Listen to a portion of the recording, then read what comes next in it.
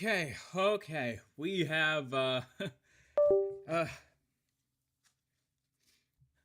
let's see, hello everyone, hello.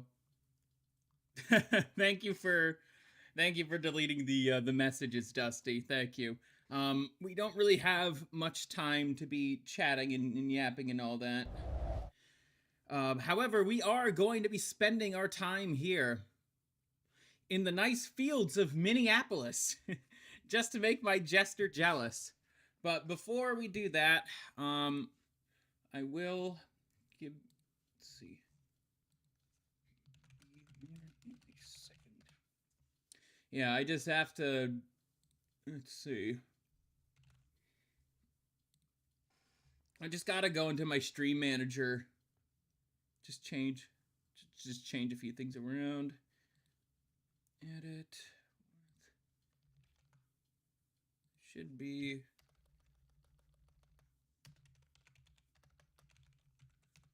It's gonna look a little weird for you guys.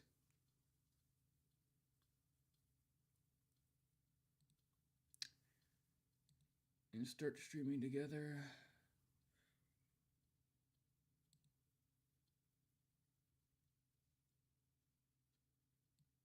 What the hell? I gotta do this.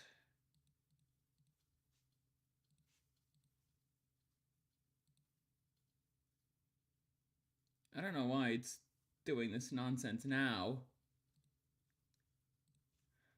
Fucking hell. Whatever, I'll just leave that there. And I gotta go to my Kick dashboard and do the same. I know, just stuff I have to do, though. Let's see.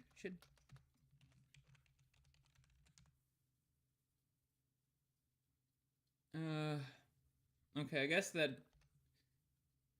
doesn't work on Kick. That's fucking stupid. But Hinok, how are you? How are you?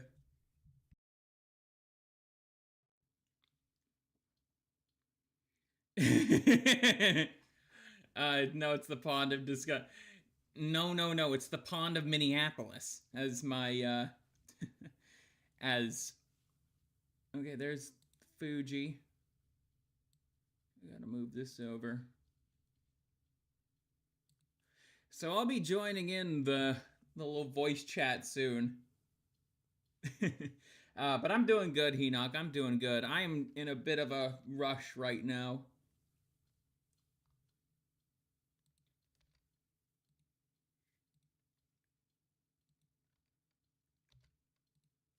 So just give me a second to kind of catch my breath here.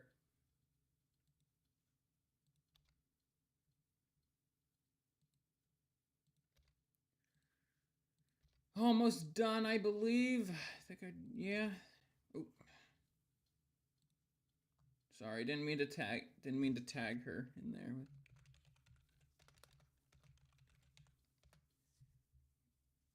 Didn't mean to tag her there. In that server. Okay. Now, let me just see. Anything else I need to do? Also, I should see. Is she actually live right now? Okay, no. It's just me. Looks like we're just kind of waiting for her to get things ready on her end. Damn it, Rexus. But yeah, don't worry. We're gonna be seeing more people and whatnot. I have the Fuji thing enabled. I just need to actually... It works. Don't... Oh, wait. I should also see... let me sign in there. Allow. Yeah. Okay, yep. There we go. That was the last thing I needed to do. Well, that and... Well, floss my teeth. I just had dinner. So...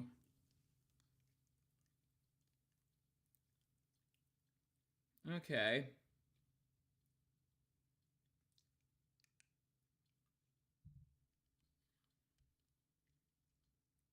The collab icon means you could click not to ask to collaborate. Oh, okay. I just gotta wait. Such a mess. I'm such a mess right now. What the fuck, Sheffo? Ugh. Don't worry, I'm getting the spray bottle for what, Rexus?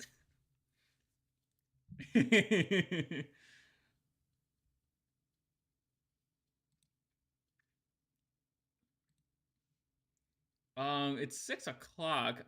I guess I could hop in and just actually give me another minute.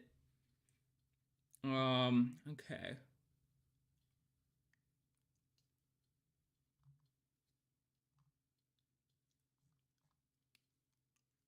Sorry, everyone.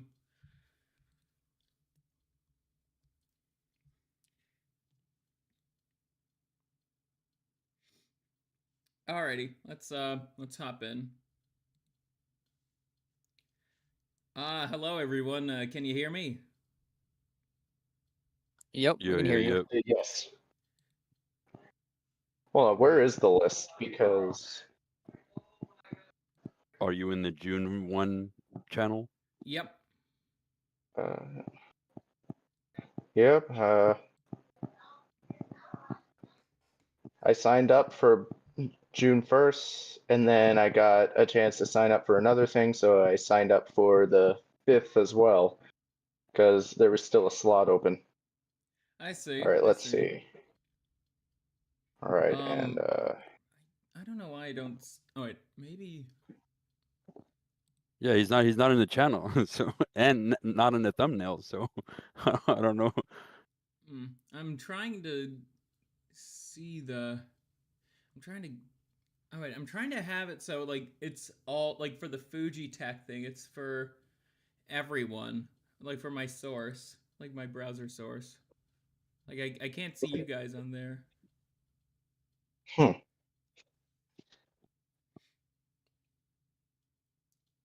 That's fucking weird.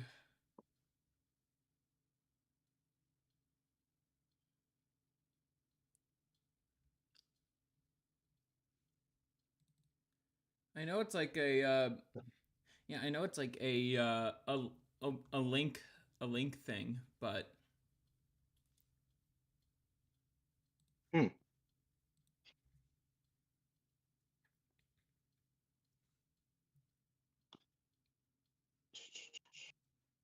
it an announcement? I'm looking.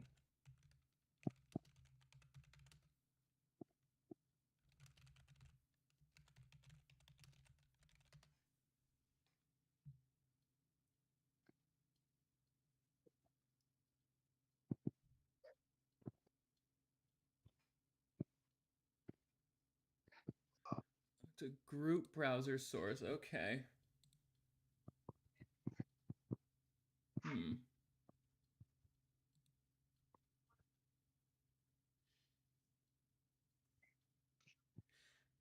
Have you guys authorized your Discord accounts in Fuji? Yep. Okay. Yeah, I believe so. I did that a while ago. I see.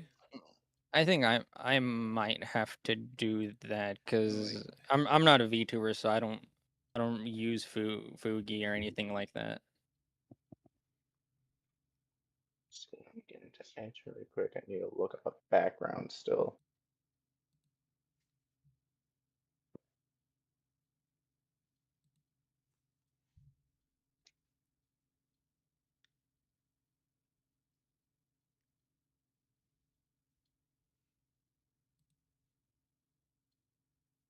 Just the inside of it.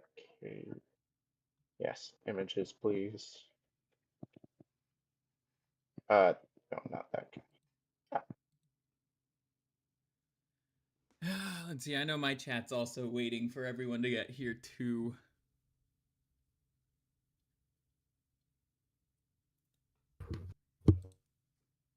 That's a. This one looks natural enough. Good. It is an actual image. Let's see. download this. Download with free trial. No. No, thank you. How's everyone's state?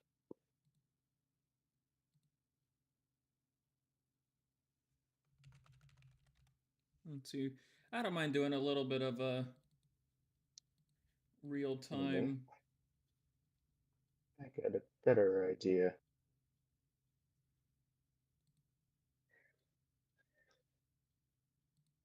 Oh, and heck, I'm paying to download anything that I. Alright, so. Enter this on the phone. Take a good looking one.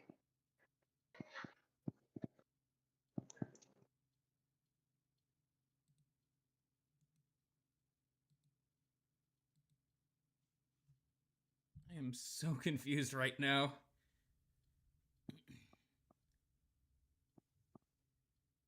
Me too. Ah. Yep, this looks miserable enough. Yeah, Celestia made a post about this thing, and she hasn't tagged your name. It's just ethics. That's a confusing thing Oh, where is this post? Is it on YouTube? on X. Oh, X. Let me find her account then really quickly. Following. Either you're on this one or you're on the Friday one, Keep. because your name isn't in here or on the thumbnail. Oh, hold on. I just kind of see my. Posts. Damn it! I gotta Yeah. switch it around.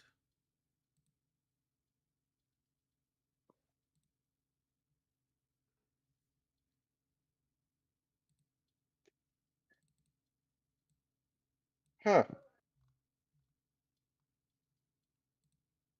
That's weird.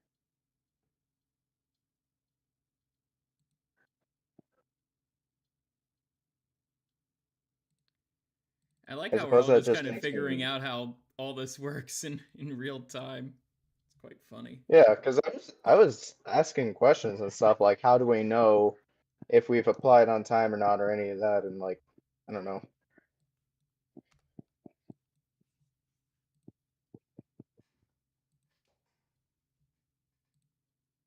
All right, I need to. Still needed to do this anyways, but let's see. And then I can just mail this to my. Or even better, I can just send it through Discord or something like that. All right, I'm sending a photo in general, but I'm gonna delete it like almost immediately afterwards. It's literally just I need to get it in here really quickly. See, general, then I'm just gonna try to save image,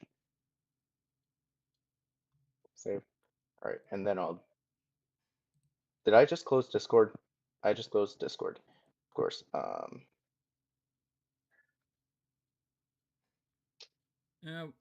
on. I'll just mute myself here on Discord and explain. Well, Sheffo, we're just kind of waiting for everyone to get here right now, and I'm trying to figure out how this fucking Fuji Tech thing works. So we do a little bit of technical fixing in these streams every now and then. You might be on the Friday list. Ethics. Maybe.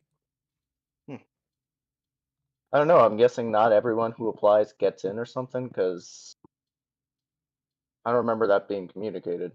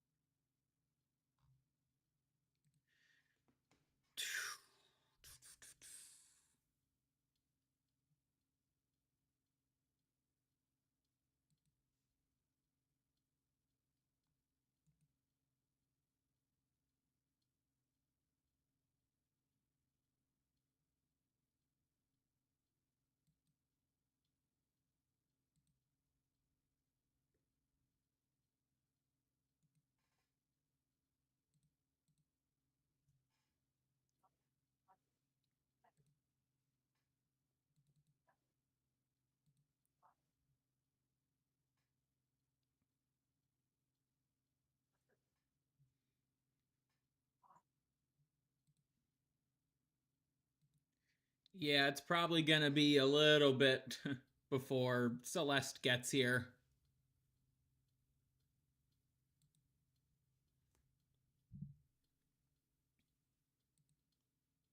I basically kind of had to rush eating dinner to. Maybe it's a custom source. So.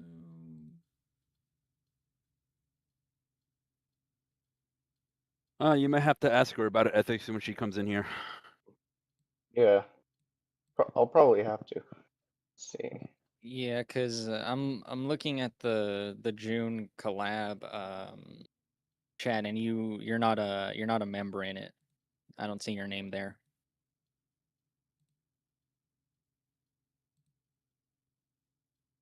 It's weird.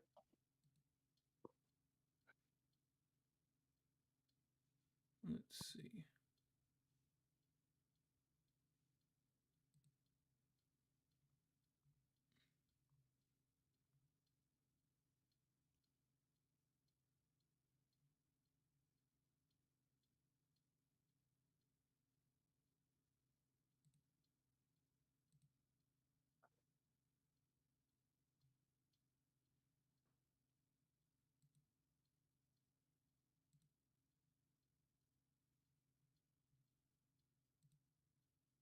All right, perfect. And I got tracking. Oh, just to be sure though.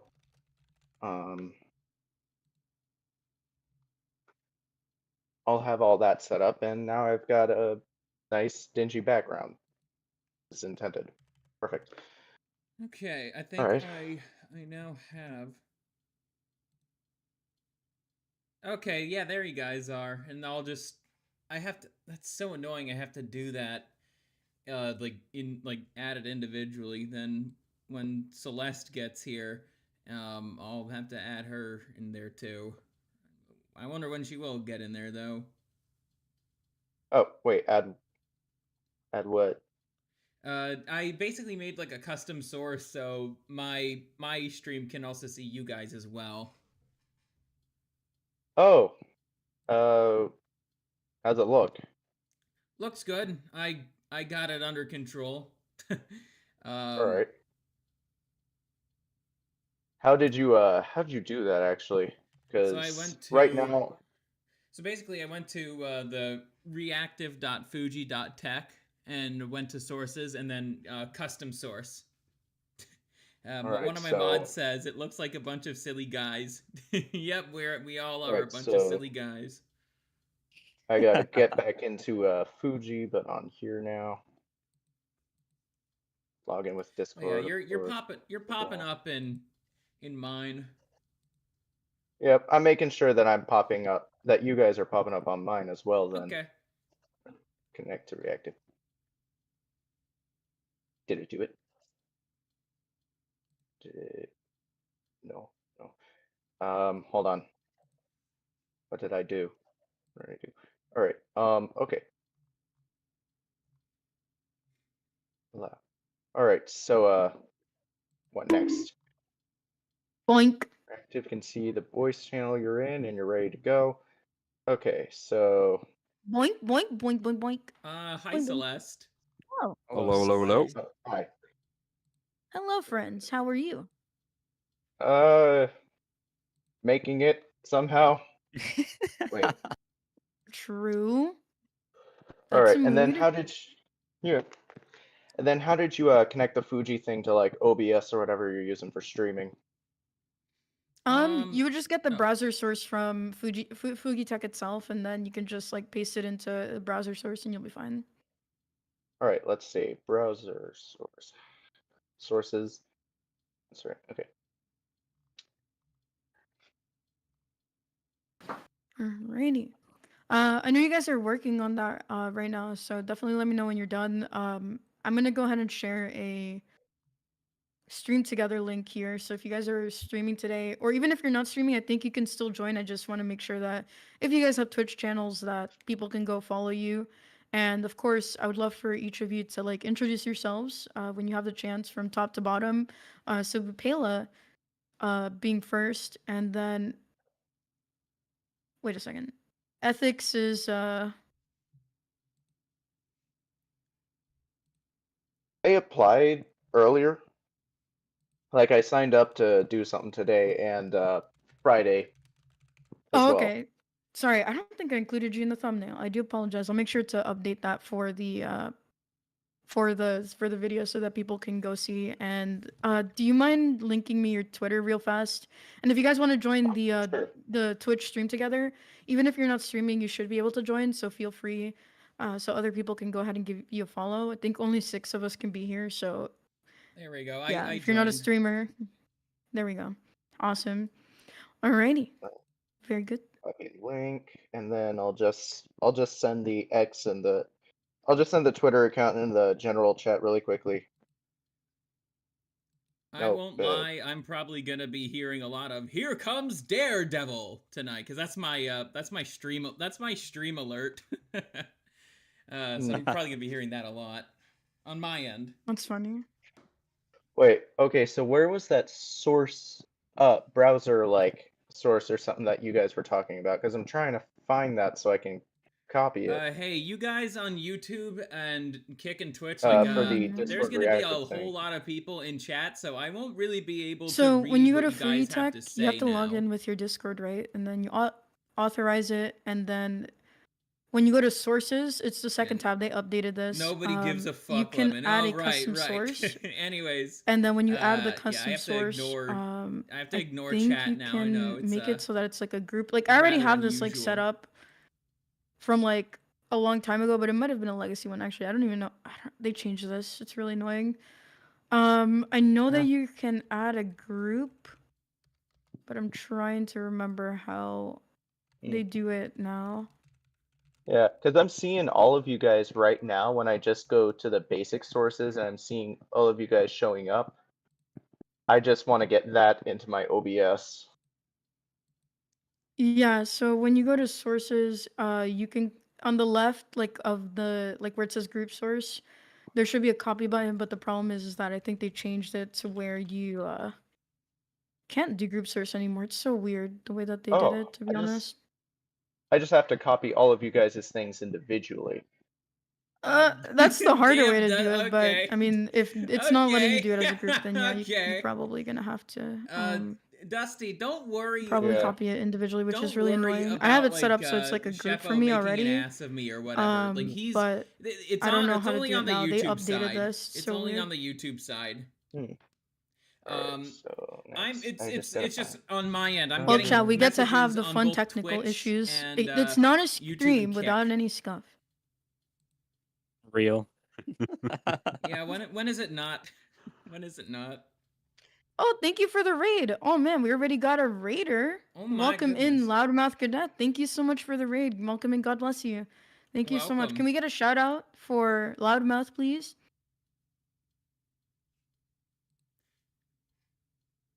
Right, so I think I got you showing up now on here, just gaping open, staring at the sky.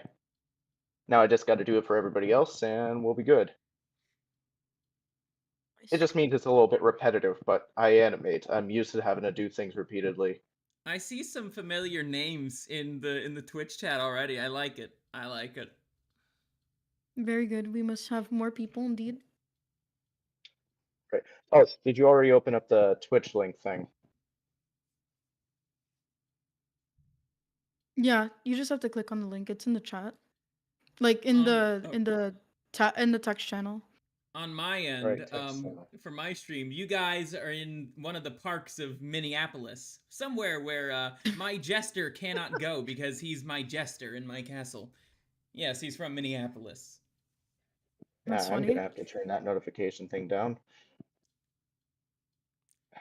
I can't come right now, Lucy. Hold on. Give me just a minute. I'll be right back. I need to tell. Somebody was calling me. I just gotta let them know that something. I'll be right back. Sure.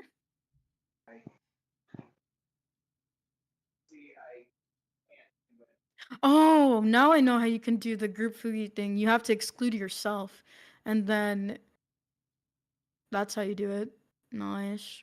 Okay, that makes a lot of sense. Well, while we wait for him to come back, would you guys like to introduce yourselves really quickly to the audience? Yeah, sure. I'll start us. I'll start us off then. My name is Creamsicle. I am a horse orange VTuber. I'm Greek Orthodox. I primarily do political commentary, and I also like to play Sorry. games. Somebody just Nice. had a question. That's all. Wait, hold on. You No, no said worries. he's in the. We're just doing introductions right now. If it's okay. Heck, crap! I can't find Or the. did you need help with anything? Or did you need help with something else?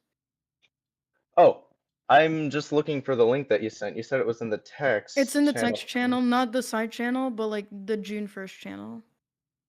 Okay. I Yeah, don't that's think what he I'm. has access to that. Oh, there was Oh. I mean, okay, he probably, yeah, that may be why. Sorry, hold on. Yeah. All right. Let me just add you here real fast. My YouTube chat's getting all jealous now that I can't really Jealous? address them. Now that I can't really address them. All right, you should be able to see it now. Sorry about that. Yeah, sorry, what? Oh, nothing. I was Oh, just... But yes, YouTube chat, you guys are seen, you guys are heard. For now.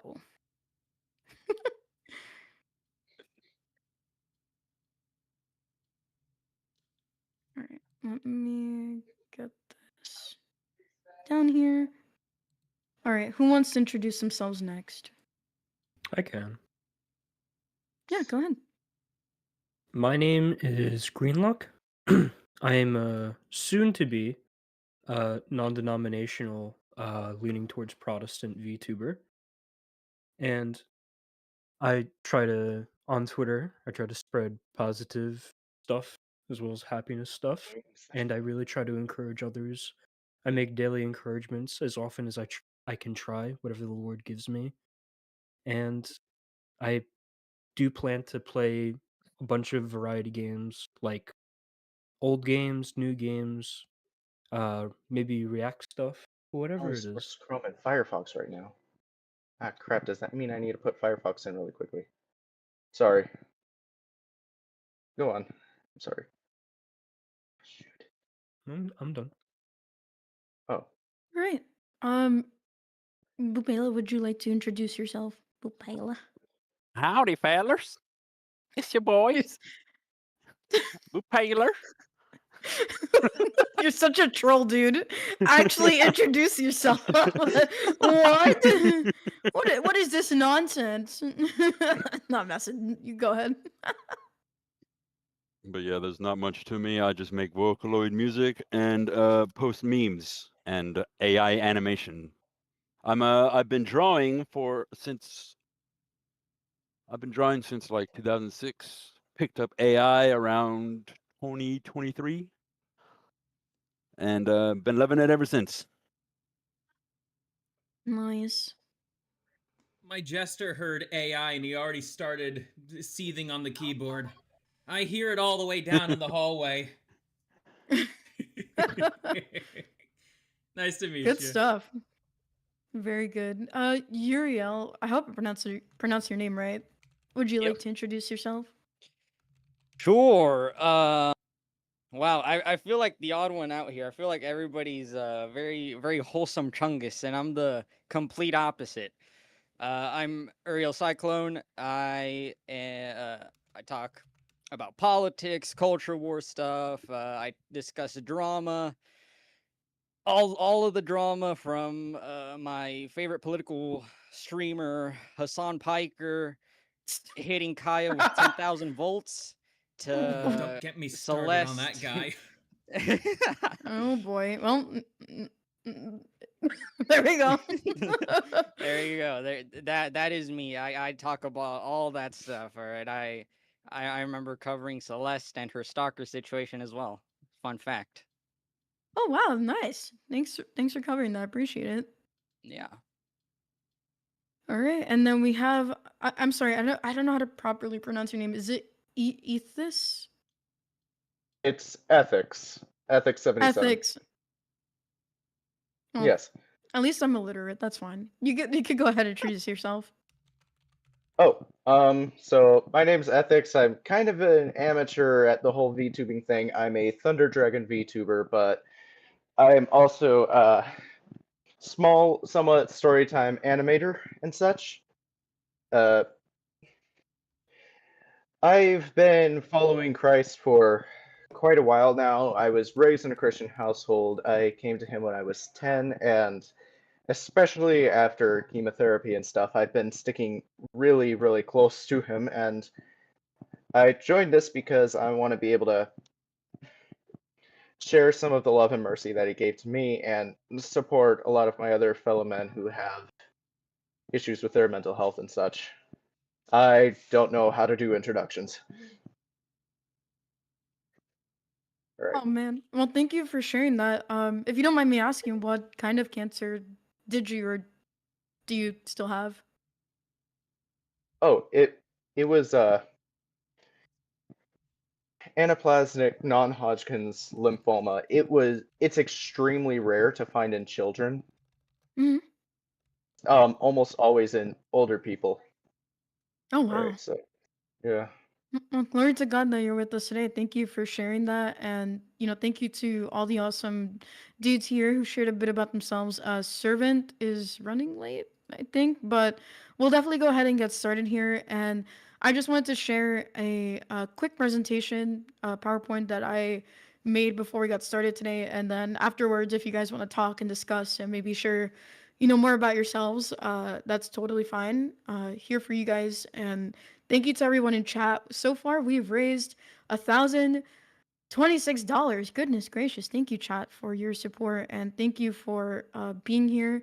We really appreciate you guys. And we hope that you enjoy this time, that you enjoy this week. Please give everybody here a follow as well. They're really great. And I think that, their stories and what they do is pretty inspiring. So, it's time to support men for sure. Alrighty. So this month is National Men's Health Awareness Month. This has been going on. I didn't put the date, but it started much I sooner actually than can't see the Pride presentation Month. on my end, Actually, guys. it was the If you want, original you can June watch it. Go to Celeste's stream. celebration, but that was very quickly hijacked by that group, unfortunately. So either way, with that in mind, you guys, all of you in chat, everyone in the community, we managed to get to $971 within like 5 or 6 hours just prior to clicking the live button, which I don't think I even experienced last year when I did a stream like this. Thank you so much to each and every single one of you for helping us get to 40%. Now we're obviously a little more than that. It's really amazing what we can do as a community if we come, together and really like laser focus on this. I have no doubt that we will surpass this goal by the end of the week with the help of the community. And, thanks to you guys in your own communities for joining as well. If you would like to support this GoFundMe, it will be going to the National Coalition for Men in San Diego. And if you guys want to read up more on them, I believe I shared their link or at least a name for people to view if they want to learn more about what they do. They've been operating, I believe, since the 70s or the 80s. So they've been around for a while. And thanks to A-Leaf, who will Where be can I joining find us the link? this Friday. It's in the Discord server in the announcements page if you want to click the link. Alrighty. And I'll the send GoFundMe link link. to my chat. Yeah. I was wondering, I'm able to like start streaming like my side, right? And it will still stay Yeah. connected to you guys? Okay, perfect. Yeah, Then you I'm can gonna- stream. Just join the Twitch thing and you'll be fine. All right, I'm joined, so I'm gonna start streaming now. Perfect. Awesome. And if you have to introduce yourself to your chat, if you don't mind like muting for a bit while I go through this, that's totally fine. Or if you want to deafen, up to you. Or if you want to get started right away. Oh no, that's okay. I finally got this whole thing set up. It took forever, but yeah, most I'll have to do is I'll like alert some of the people that I'm present. Like I'll go and tell my Discord server really quickly, but that's about it. We can y'all can go ahead and start talking. I might just be Great. silent for a second though. Yeah, you're good. Thank you. I appreciate you sharing that, and no problem there. All right, Sure. so I'm gonna go ahead and continue here. I kind of lost my train of thought, but it's okay. I guess I was talking about like you guys coming together. So thank you again, all of you, for helping us get where we are. If you'd like to support this GoFundMe directly, if you're watching from my channels, there is a link in the description. The links are pinned, and the QR code is at the top right of the stream, so you can just scan that with your phone if you prefer, and it will take you right to the GoFundMe. Of course, guys, if you're not able to, no worries. But we definitely would appreciate if you share this around. And you can definitely check out the National Coalition for Men website as well. They have We more are information supporting there the on what they do, National their board of Coalition directors, and for everything. Men, So and it's based in thank San you again, Diego. Alif, who we're going to be talking to on Friday, for suggesting them. They seem like a very solid nonprofit, and really excited to support them this month. So June's is Men's I hope Health Month. there's nothing kosher And involved if in you that guys group. want to wear like a blue ribbon be for the month important, to at least for me. stand in solidarity, really cool. Mhm. And a little bit about the fundraiser that we're supporting. I'm gonna go ahead and move my big head out of the way for chat. Gonna move you guys over here really fast. Also, can you guys on Discord see my screen? Okay, is it like switching and stuff? Oh, I didn't know Yeah, you we were can- screen sharing. Let me see. We can see you. Also, Celeste, you're gonna Okay, get yeah, I added. can Just see look it. at it after stream. I'm gonna who? You're gonna get added. Just look at it after stream. Oh, okay. All right. No problems. All right. So the fundraiser that we're supporting this month, this organization is called the National Coalition for Men. The National Coalition for Men is a nonprofit educational organization that raises awareness about the way sex discrimination affects men and boys, which has been a prevalent problem since the dawn of feminism. Honestly, really, maybe even the dawn of time, where we see from the start with Adam and Eve. But in modern day, feminism, unfortunately, has taken the center stage, and the ones who claim to be oppressed at one point have become the oppressors. So I'm gonna have a video that talks Must about that not a little talk more in depth, about with noticing. statistics and stuff, Must showing not how talk men about and boys noticing. are Not yet, at unfortunately least. being treated in the Big 26.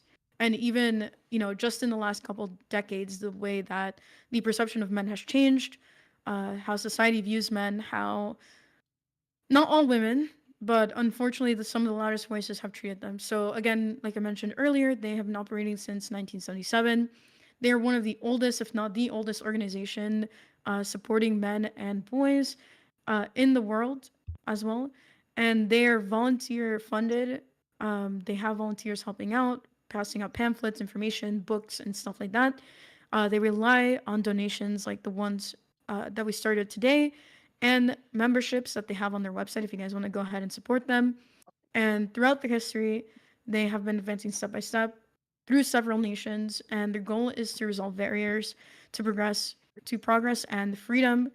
And I think it's really important that we mention that without men, our society would absolutely collapse. That doesn't mean that women don't take a part in it. We should be working together instead of being divided. God created both men and women, men first, of course, and then women after, to help out. But we know that the backbone of many societies, of many nations, are men, because they take a brunt of the hard work. And some statistics from 2023, 2024, the self-deletion rate for men versus women in 2023, based on the National Institute of Mental Health, is a very, very alarming number. So for every 100,000 men, there are about 22.8 self-deletions compared to 5.9 for women, just in Mhm. 2023 alone, Men which is work 3 insane. times more than Men have women some of to the actually highest, follow men have through. the highest rates of Women are more this likely compared to to women, attempt. for Men a are more variety of likely to different follow reasons, which through. I'm sure And follow through in everybody this here in the audience, context maybe means even here death. with me right now, the struggles that you guys go through, how unseen you feel and are as well is a very big contributor to that. So even though men make about 50% of the population, they are 80% of the self-deletion deaths, according to the CDC in 2023. Their depression is underreported, and it makes sense, right? Because there's the stigma, there's the expectation that men should always, always, always have a stoic expression, that they should never, express their emotions, and that they need to just Oh, toughen up, boy. suck it up, buttercup, which to some I'm gonna extent get I think into is some true, pretty right? heated Men stuff have on that there's right different there. expectations for men, but I think that it's also detriment to always do that and never be able to talk about your problems.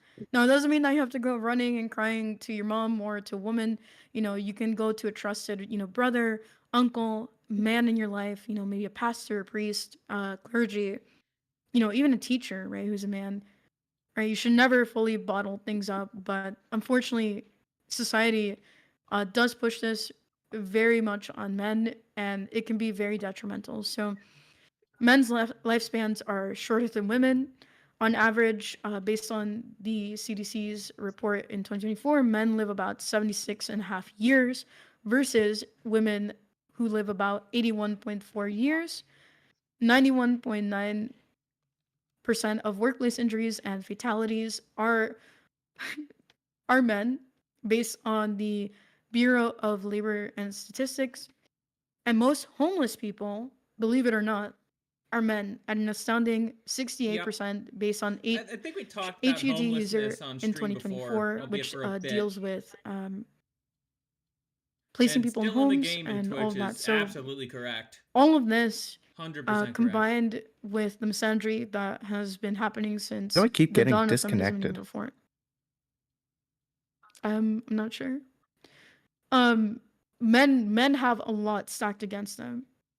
I don't know if the young men, well, I don't know if all of you are young, but to all the guys here, what do you guys think? Do you have anything that you want to contribute? Maybe, these statistics speak to you. Maybe you've thought about it, whatever you want to share. And obviously, of course, one at a time, if you may, please.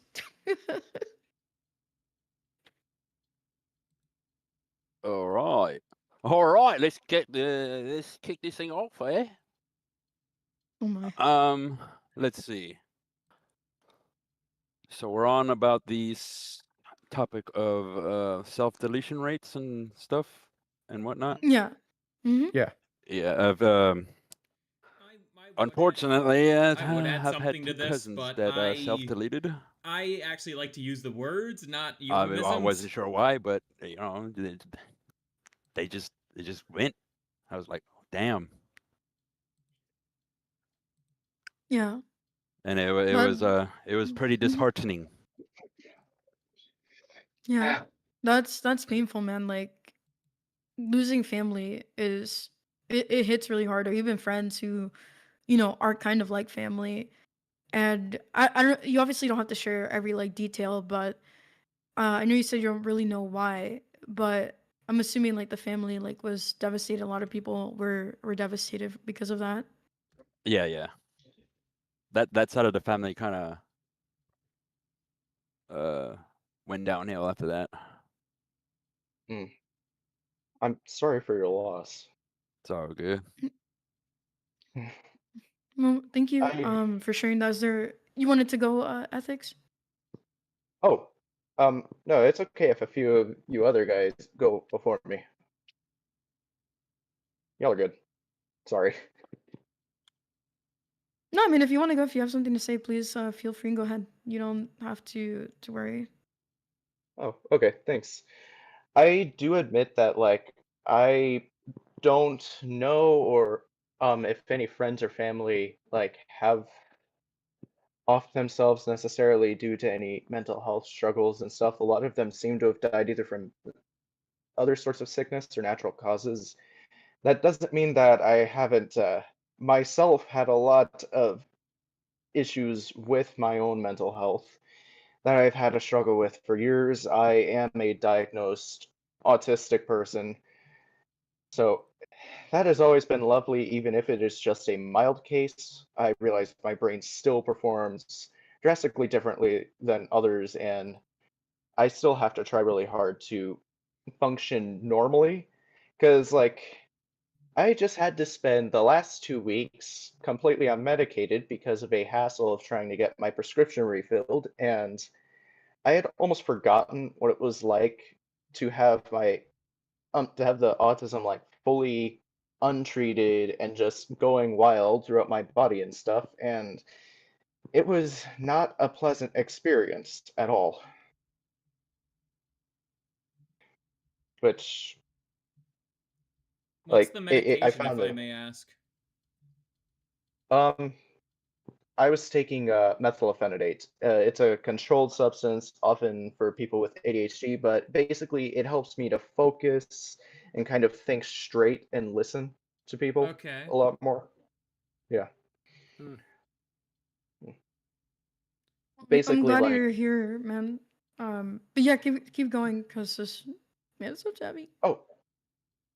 oh, no, usually it helps like suppress a lot of the different symptoms that I've had from autism, and Mhm. I'm able to function a lot more like a normal person. Of course, it's not completely normal. I still have a few of the things, like sometimes I can talk way too long, or like I don't always give people eye contact, and oftentimes when I'm wanting to listen, I have to do something with my hands so that I can keep the motor part of me occupied in order to like better pay attention. So that's part of why I started getting into art and drawing so much, because it was literally like not just something I was compassionate about, it was literally a mechanism to help me just function and stay sane. Which, like, I realized without any of the medications, even the drawing was difficult some days, and I was also panicking a lot more around loud noises or in huge crowds, which introvert, I already don't like that, but multiply that by like 20, and you basically got the kind of stress level that I felt. Oof. Wow. Yeah. I'll Well, I admit you mean, had it easier than I think a lot of people would have had. I didn't get diagnosed till I was well into adulthood with any form of autism. So they had me on antipsychotics. Mm. Stuff like schizophrenia, which ironically I got less schizo when I got off them. So Oh, wow, that's been. schizophrenia? oh wow. Oh yeah, they had me on schizophrenia and schizoaffective stuff, which ironically had side effects which as a guy is some of the most emasculating things, because one of them was apparently male breast growth and of course teenage boys. Oh wow. And I didn't find Mm. out till my 20s. Nauza. So I was a yeah. Yeah, Yeah, that's bad. That's bad enough. I've had to go to a bunch of like different supplements, and it's why I'm very careful of researching them, because they can work, but one, you got to make sure it works for you, and two, it's best to try and find something that's what they call a multivitamin that's got a bunch of things together, just because it cuts down on the amount you will have to take for a lot of things. oh yeah. That's so intense. Oh Well, yeah. thank you guys for, sharing that. And, I just thank God that, you're here. Some people, they'll go on the meds, it doesn't do much, or, for a while it works and then boom, it doesn't work anymore. I'm like out of here. Like, they delete Oh yeah. themselves because they can't take it anymore. So, glory to God, in the name of Father, Son, and Holy Spirit, that you guys are here. And I'm really thankful that you're, here. If anybody else wants to share a little bit about themselves and, these statistics, maybe something that's gone on in your life, or, man or young man or friend that, was close to you as well, please feel free. And Servant, thank you for joining us as I well. Thank apologize you. for being late. I have actually had to drive another friend of mine to his job. It's just apparently Google decides, oh, I'm only going to show you one thing. Why? Because there's construction. Doesn't show me how long, and I assume it's broken again because it's done that enough Yeah. times that I can't assume it's the best Yeah. route. Yeah. No worries. Ugh. Greenlock, would you like to share something, or Uriel or Yeah, Creamsicle? I'll share Yeah. some. Yeah. Um, Awesome. I know it doesn't particularly pertain to, depression, but I guess it does in a sort of Definitely way. adds something to Um, the depression back thing, in for sure. after or the very end of my 12th year grade of high school, I felt that I was meant to be more feminine and I was meant to be more, femboyish. Oof. And those such thoughts led to me growing more and more in my sin and more Mm. deviancy. And the more I looked at my life and the more depressing it got, um, the attraction towards other men as well. That also made me extremely depressed. I thought it would bring me more joy being able to, gratify the desires of my flesh, but it brought no true happiness. I thought thinking everyone was wrong and I'm right, I thought that would bring me happiness because I thought maybe thinking that I'm right and everyone else is wrong, maybe Mhm. that'll bring me happiness. But I was on the very urge of becoming dabbling with the thought of becoming transgender because I loved my sins so much to the point where I wanted to just indulge in it full time 100% with no repercussions, didn't care about any repercussions. And at that time, the correlation with those feelings, thoughts of feelings that I've never had before, which were of suicide, crept in. And Oh, I have to say, it's deadly. It is really, really deadly. And even the thought of, I know people they really try hard to make cases for femboys being fine, but that's the exact same slippery slope that led me into almost becoming transgender. I had a lot of stuff that I regret having in my life, in my home, art, objects, and other stuff, clothing, stickers, all that other stuff that just made me indulge in so much other stuff that's just sinful and just made me feel depressed and eventually led me to almost becoming very suicidal. And I'm glad that the dang. Lord woke me up from that. I'm very, very, Amen. very fortunate. Yeah, Ugh. amen. I'm glad too. Yeah. I'm Oy. sorry that you had to go through with that. Yeah, it's Dear not Lord, if I could hug you right now, I could. That sounds insane to go through. yeah. Like Mhm. I People recognize think the pattern. I can see and understand how it would play out like that because when it comes to especially the supernatural bit, you'll people often see Yeah. that being the pattern of once they got you in enough sin, they don't want to like let you get out. people love to think that it's Yeah. fine to just indulge in Mhm. your sin all the time and just call yourself a Mhm. booner and just think about it and do it all the time. It destroys Mhm. you. It ultimately and completely destroys you. It Oh yeah. destroys your self-worth Exactly. and it makes you think lower Mhm. of yourself. You just think of Mhm. yourself as an object, and it's not good. Yeah, for It's kind sure. of why when it comes to stuff like that, I used to have no massive issue, but while I've been trying to get over the lust that the hold that lust had on me since I was younger, because dear Lord did it have a hold on me. Like God's Yeah. allowed some things to be pointed out to like notice this, notice this. Like I can tell it's the Lord, but I'm like, Father, why do you? And it hit me. They're letting themselves be seen as objects, and they're letting it be seen as be desirable. That's the trap. Mhm.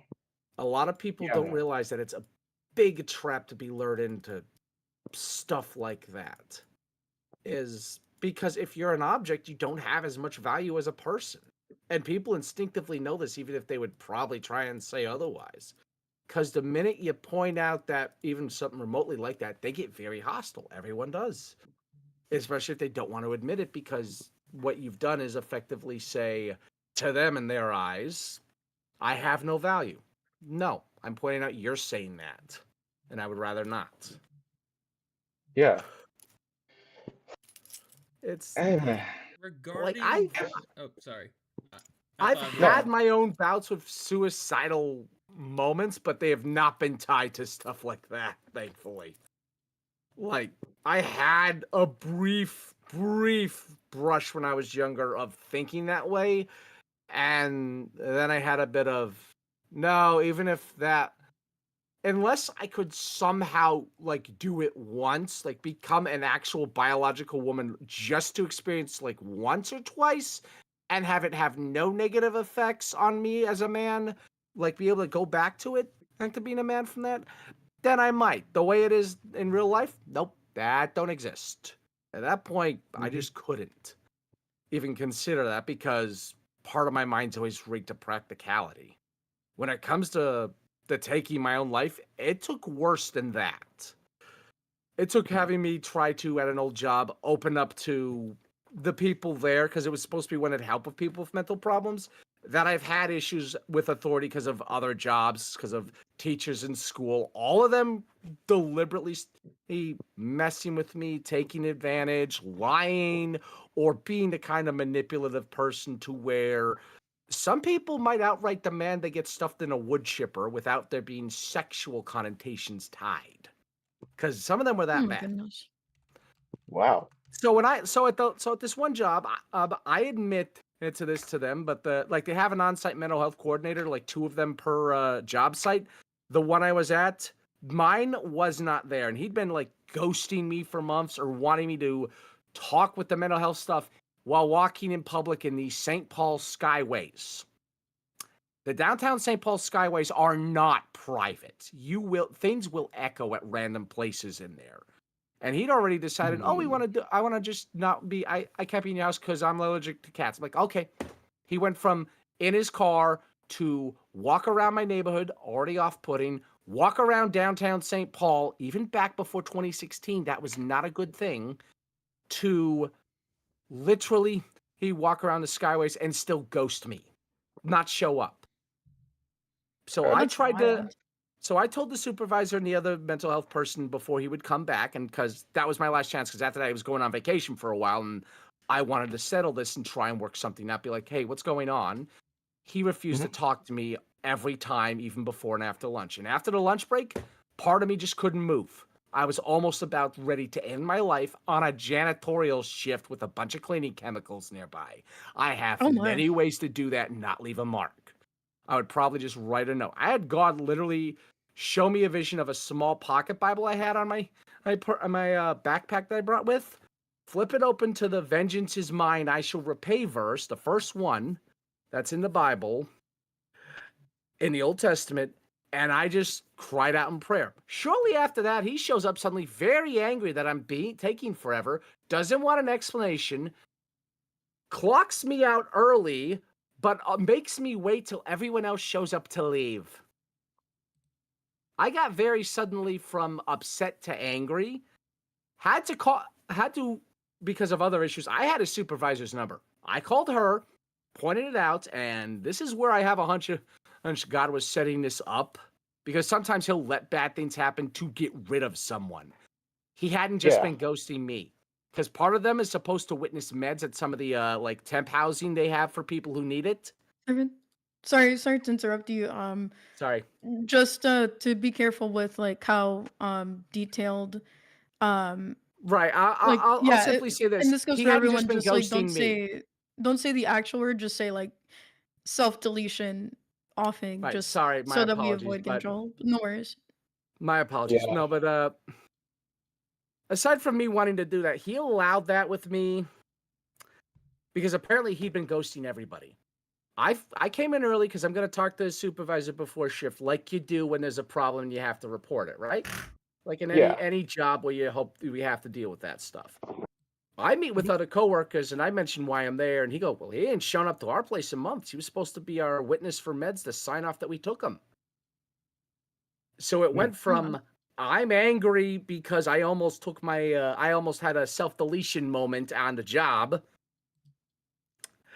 to Goodness, it's not what just the me. fuck are you guys He's talking been about, outright YouTube derelict of chat? duty. Mind you, he has And an hero? apartment in downtown Really? St. Paul. He's told me this. No, I'm not Those aren't laughing cheap. at what Servant He is said saying. I'm that he's laughing about at my age. YouTube chat He had saying, a degree use in the like mental term health and services hero. and whatnot, like doing this kind of work. So he's got work he put in to do that job. The minute I tell this all to his supervisor, she has the most horrified look I'd ever seen on someone in a while. Like the kind of like, how did this happen? What is this horror show? Oh my God, type of look to where you know she's very shocked. Within 6 months of me reporting, he actually got let go. Nice. He deserves it. He's a jerk. Oh yeah. No, worse, it seemed like he was just trying to be more of a supervisor when his job was literally the job title, mental health coordinator. Basically an on-site arms worker for the company. His job is the mental health of the people who work there, who work with the company to have jobs, to have pay, who need help with their mental stuff, who need occasionally help with other things, and he's been acting apparently more like he could just ghost everyone. At that point, I was not upset. Yeah, like Yeah. it sounds more like he was doing the opposite of his job, just making Oh yeah, everybody at that else's point he condition worse. was. Yeah. The thing Thank is, you for I can say one thing. The prayer I Yeah. prayed is a template my mom gave me long ago, which I could probably just say it out loud if anyone wants me to. I was Yeah, I I mean, was just about to say if I could pray for everybody here and Uh, just you know in go general, go like not only for you guys here but for like everybody in the stream, if you don't mind, really quick. Yes, go ma'am. for Thank it. you. Go for it. Bless you. I'm listening. There's been some heavy topics. Go for it. Yeah, it's been some heavy topics, and thank you to everybody in chat for your support. Please go follow these really amazing men who are here today. They have their own stories to tell, and glory to God that they're still here despite the many things that they've been carrying on their backs their whole lives. We really appreciate you guys being here, and for anybody who is going through something similar, or maybe someone who is going through something similar, a family member, friend, it could be yourself as well. This prayer is for you guys, and if we could just bow our heads and put our hearts in the right place, in the name of the Father, Son, and Holy Spirit. Lord, thank you so much for this day. Thank you for this Monday where I can spend time with my brothers in Christ and these friends and everybody here. And we just want to give you glory, Lord, and honor for each and every life here, whether they're a man or a woman, but especially for the men, Lord, in this month, that they may be reminded that they were made in your image, that you love them, dear God, that you are the author of their lives, and that they're valuable no matter what the world says, no matter what a parent or a family or a spouse or someone who just doesn't like them, Lord, says, that they are your sons, that they are your creation, dear God. And I pray, dear Lord, that if there's struggle, if there's pain, if there's depression, if there's anxiety, if there's thoughts, Lord, of them ending their lives today, that you may give them strength, that you may fill them with your Holy Spirit, that you may calm the waters within their heart, that you may guide them, towards your love and towards yourself, because I know so many of them need it today. And even for those who don't believe in you today, Lord, I pray for them that they may also be strengthened, but most importantly, that their hearts may open, that their eyes may open, and that they may come to you, the one true King, our God, the Lord Jesus Christ, King of Kings, the one who fights our battles. And I just give you thanks and glory, Lord, on this day. You deserve all the honor and worship. And we pray for each and every single man here that regardless of what he's going through, Lord, that they may look up to you in this time and not fear. Because, Lord, you are not a God of fear. You don't instill fear into our minds. You don't instill discord into our mind, but rather peace, long suffering, hope, love, all of these wonderful things that are good and they come from you. Thank you, Lord Jesus Christ. Thank you, Heavenly Father. Thank you, Holy Spirit, for this day and for those here once again. In the name of Father, Son, and Holy Spirit, we give you honor and glory on this day. Oh, I got something I'd like Amen. to Amen. say regarding to that whole thing about depression.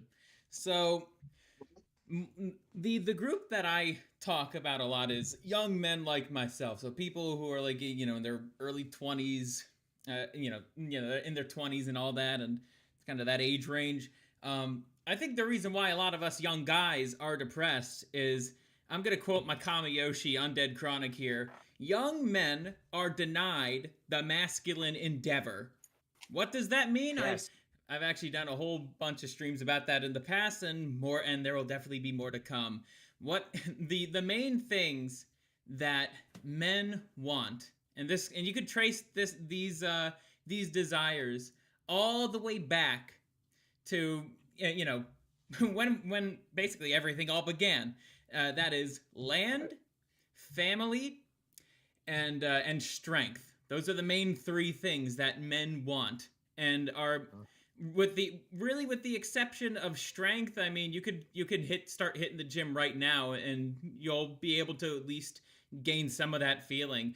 But everything, Yeah. but land, it's practically impossible to get land if you don't know how the land market works, and housing's a mess. And for Housing's family, a mess. Others a mess. I've looked into how to do like property purchasing. It's insanity. And to actually is. protect yourself, It's you need by an LLC, design. which, oh, good luck. It's insane by design. Gee whiz, I wonder who keeps trying to buy up all the houses. The single family houses. Gee, I wonder. And as for family, well, the thing is, that's what feminism is basically trying to destroy. That's its stated goal ever since the first wave, and even going back before the first wave, that's always been the destruction of the nuclear family, or the extended family too, which I'm a big advocate for, is multi-generational homes. Can't have that anymore because of how stupidly expensive everything is. No thanks to economic policies and immigration policies throughout the past decades. But ultimately, there's reason more why, there, but I won't go on that tangent because we'll be here all week if we try. Yeah, we should avoid going into tangents for sure. Yeah. But regarding family, that is something that undeniably gives men meaning and purpose in life. A lot of men, a lot of young guys want to be fathers. However, that's just impossible with the way that a lot of young women are acting. It's like they don't have any interest in that. You gotta the whole political divide gap where young men are leaning more right wing and young women are leaning more left wing. It's like, how the hell can you make a family with that when both people can't seem to agree on how to raise their children? Exactly. The male loneliness epidemic and the female loneliness epidemic are two completely different matters entirely. And yet they're intertwined heavily. We just want nothing to do with each other, so it would seem. Yeah, and I think somebody had asked earlier in chat if I knew who Rachel Wilson was and her book on feminism and the occult, and I'm working on a video about how feminism has affected me, and I take inspiration from her book as well. And I've actually gotten to chat with her a little bit on X. She's really cool. And I agree with you guys here. We have a lot of problems. People, I would say that when societies, or let's talk about America, since we're pretty much mostly Americans here, we started turning away from God, and started relying more on like secularism, enlightenment, and all of these other things. And we started relying less on the Lord and leaning on His statutes and everything.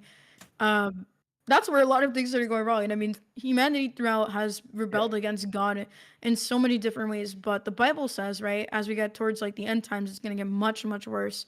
And so now we have women, who are told, oh, no, you need to be masculine. And the men, you need to be feminine. It has destroyed the order. It is a perversion and a subversion of God's order. And I know that not everyone in chat or maybe even here is Christian. But the Bible very much clearly talks about this stuff. Like, there is an order that God has created, right? Men and women have their roles. It doesn't mean that we're robots, cookie cutter, whatever. There's variances, right, in personality and stuff. But overall, there is a biblical layout for how men and women should be treating each other, especially within marriage, right? That's a big thing. They've gone after the family. They've gone after children. As you guys know, this is June is Pride Month as well. And they're going to celebrate Pride. Pride is a very terrible... And Gomorrah will fall. Goodness gracious. Kreemsicle. Oh, Bro's like, I'm ready to go on a crusade right now. Holy smokes. Yeah, so it's going to continue to get worse. And we, as Christians, I believe that we are the final bastion before society completely crumbles. But hopefully, and I'm praying, right, that more people come to Christ and realize that, He is the truth, He is the way and the life. And the way that He wants us to live, is not only found like within the scriptures, but also like, depending on, I guess, which denomination you're in, through the traditions and stuff. So praying, not too hopeful, because many people will choose to continue to reject Him. And just in general, the way that society's going, it is, we're doing this because men have been tossed aside. You guys are being treated like second class citizens, and it's terrible, dude. It's Yeah. really bad. You know, these Oh, yeah. statistics alone should tell you, like, it paints a picture. And the video I'm about to share with you guys will be a very cool, I guess, I forgot if he's British or not, sounding dude who's gonna go British? over these statistics and provide a British? little more insight. So I appreciate you guys here on the panel on the show, if we want to call it, for sharing your experience and what's been going on. It really means a lot to me, and I'm sure it means a lot to people in chat who, you know, feel like they don't have a voice. Yeah. So thank you for that, I- and I'm gonna go if I ahead and may, play I this would like video. to. Oh yeah, go ahead. He's Oh, British, you yeah, say. I'm I'm sorry, just Uriel. getting I knew you were started. there. Come My on, bad. We're just Celeste. getting yes, yap, Uriel, until you can yap no more. Please go ahead. I Yeah. apologize. I was transitioning. I had the presentator voice in my brain that said go next. Yeah. Sorry, you go Good. ahead. Take your time Well, though. Don't Yeah. rush. British, I. you say. So I just kind of wanted to talk about, I guess the whole feminism thing.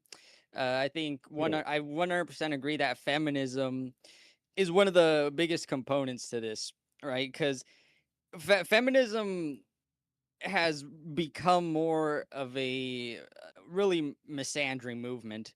You see this Yeah. a lot. Always You see has this been. all the time. Yeah, it really always has been. And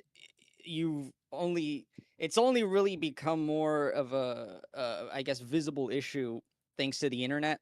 I mean, there's just so much in completely insignificant outrage over the smallest things. Like recently there was a whole drama with some artist posting a meme talking about his very high standards for a wife, and it's just like a Oh woman yeah, I that heard will about love that. me and support me, and you have all of these crazy Twitter feminists just You losing gonna their draw her plus minds. size? High Yeah. standards. Just wants you to be there. Yeah, that's No it. walking wallet, basically. Yeah. Yeah, it's all about just destroying what men want, right? Men want a woman that, you know, will be there for them and support them. That's bad. You know, the whole Men also want pragmata to be able to stuff. go and just like hunt and cook their own meat or their own food for them and their family, and When- be Yeah. able to fish easily. Yeah, no, good luck with that. And I live in a state with over 11,000 lake beds. Whenever I good tell chunk of them people, filled. whenever I tell people like what do men want, it's like people just get pissed off at me for just saying like, well, what we want, and what do the majority of men want? Youth, beauty, fertility, virginity. It's that simple. It really is that simple, Yep. and people get pissed off at me for saying that. Yeah, Well, I also really value communication as well, but that's Mhm. more due to personal experience. Oh yeah, of I course. Like, do you not know, like women who personality's in play there too. mind Let's not games. forget. Let's not yeah. forget. For my Like, literal coded mind games are aggravating. Like, I'm gonna take almost anything you say literally unless I already know that you're kidding. So Same. if you want to tell me no, just say the word no. And if you mean yes, say yes. Don't make me have to sit there and think and pick everything apart to figure out what it is that you want. Please. Mean Unless what we've you known say each and other say for what you like mean. 10 I'm the years. same way, man. I'm Yeah. also Me- autistic, so Me as a Yeah. woman, just sitting here, just listening and chuckling nervously. No, but it's fair. Like, I think that's important, and I think a lot of the things that you guys ask for are just qualities of adult in general, right? Like, you should be able to Mhm. communicate with the person you're with, and communication styles are obviously different between men and women. Like, women tend to beat around the bush, or I can't say the word I want to say, but I'll try to find the replacement. They will try to test you in different ways by saying what they don't mean to see what you'll actually answer with. And it's obviously not all women, but obviously it's prevalent. Unfortunately, it's a real thing. And it's Like, a those thing of tests with are the sexual worst thing. liberation, it's a thing of female nature Yeah. though. That's the thing. But if you could catch yourself when you're about to do something like that, that's a good quality to have. woman moment. Yeah, Yeah, and then that's other another things that that's you another guys. thing for woman moment is Yeah. you know, shit tests. But that's besides the point. Language. Mind your language. Yes, I didn't You're say calling it. me to crap test a poop test. No, okay, maybe not. I don't know. Whatever. If it's substance abuse, it's whatever. Garbage But test works too if you need to be more polite. yeah, Because that's what it is. Yeah. to the It's other garbage things that you test, it's guys like with a mentioned. lot of guys. I'm sorry, I don't mean to interrupt. No, It's- you're good. I was gonna say, like, to the other things that you guys mentioned, right? Uh, Sexual liberation has affected both men and women differently. I think that I don't know if it's like one-on-one equal, men and women, like, going out to sleep, and do things that they're not supposed to, but like, I can say the word sex, who cares? Men and women, like, I don't know what the ratios of like who's having more sex and who, but with sexual liberation, with more the rise of feminism, women have increasingly not have not kept themselves chaste, and unfortunately, it's just become more prevalent, and women only get a slap on the wrist for doing that. Now, Do you want to know how insidious this has all been for Yeah. how it built up? yeah, One of the key things that led to a lot of broken homes and marriages was when women could get their own credit cards and didn't have to use their husbands. Yep. I wish that was a joke. That is That's literally, you can trace that to the divorce rates with perfect yeah, clarity. no fault divorce is another crazy thing to actually talk about too. Hypergamy. And look, I'm not saying that people shouldn't want like good things, but you also have to be realistic. And this is something that I've, learned throughout my life and in my adulthood is like, sure, you can wish for Prince Charming, but like, are you, Cinderella, And if you're not, of course, someone who might be like realistically Prince Charming can still be with you, but you shouldn't feel entitled. I think entitlement is very detrimental. And again, this isn't all women, but it has become normalized. It has become increasingly a problem, especially in like secular circles. It has also permeated into the church, feminism, across all of Christendom. Unfortunately, now that doesn't mean that there aren't, men who misbehave, but I would say increasingly, again, it has become more of a woman problem than a men problem. That doesn't mean that men shouldn't be held to like a high standard. Even the Bible, has a high standard for men, but women have increasingly not kept their side of the bargain. Now, when I was younger in my college days, I was definitely part of the problem. I'm thankful that the Lord has delivered me from that. But because I, went through that experience, and I'm not perfect. I know where I come from. I know the ways that I've messed up. I'm no, saint, but I would say that because I've gone through that, I really want to help, younger women increasingly realize like, God made us to help man and, to be loved by our husbands and things like that. And that marriage is beautiful, that, these relationships are beautiful. And if we can save ourselves, it saves you so much heartache later. Um, People don't understand just how damaging doing that stuff before you get married is. And again, speaking from experience, if I could go back in time, I would bunk myself over the head to be a better woman. And I just think that we need to, older women need to start, correcting young women. Older men correct young men where they need to, but increasingly women have to be more accountable. And I think that's really lacking nowadays for sure. Regarding the older women correcting younger women, or I wouldn't exactly. I think there's only a few of them who actually could do that. I really don't trust a lot of older women, especially the single divorced types, and it's just like they corrupt them. I learned that they corrupt the minds of the young women with all this feminist nonsense for various reasons. Various reasons that I've gone over for hours. Which I don't. Which to save y'all some time, I'm not gonna get into. Stuff like that. Yeah. When it comes to feminism, the only thing I support is, at least, okay, legally speaking and constitutionally speaking, equal rights for both of the sexes. Women should have the right to do the same thing as men do. The only thing, of course, that I disagree with is that, as stated in the Bible, women should not be the ones leading the church as a pastor and elder, but literally, I just stand for equal rights. I do not stand for modern feminism, though, because it has nothing to do with men and women being equal. It is all about woman good, men bad. Literally. It's a supremacy mindset, not an equality one.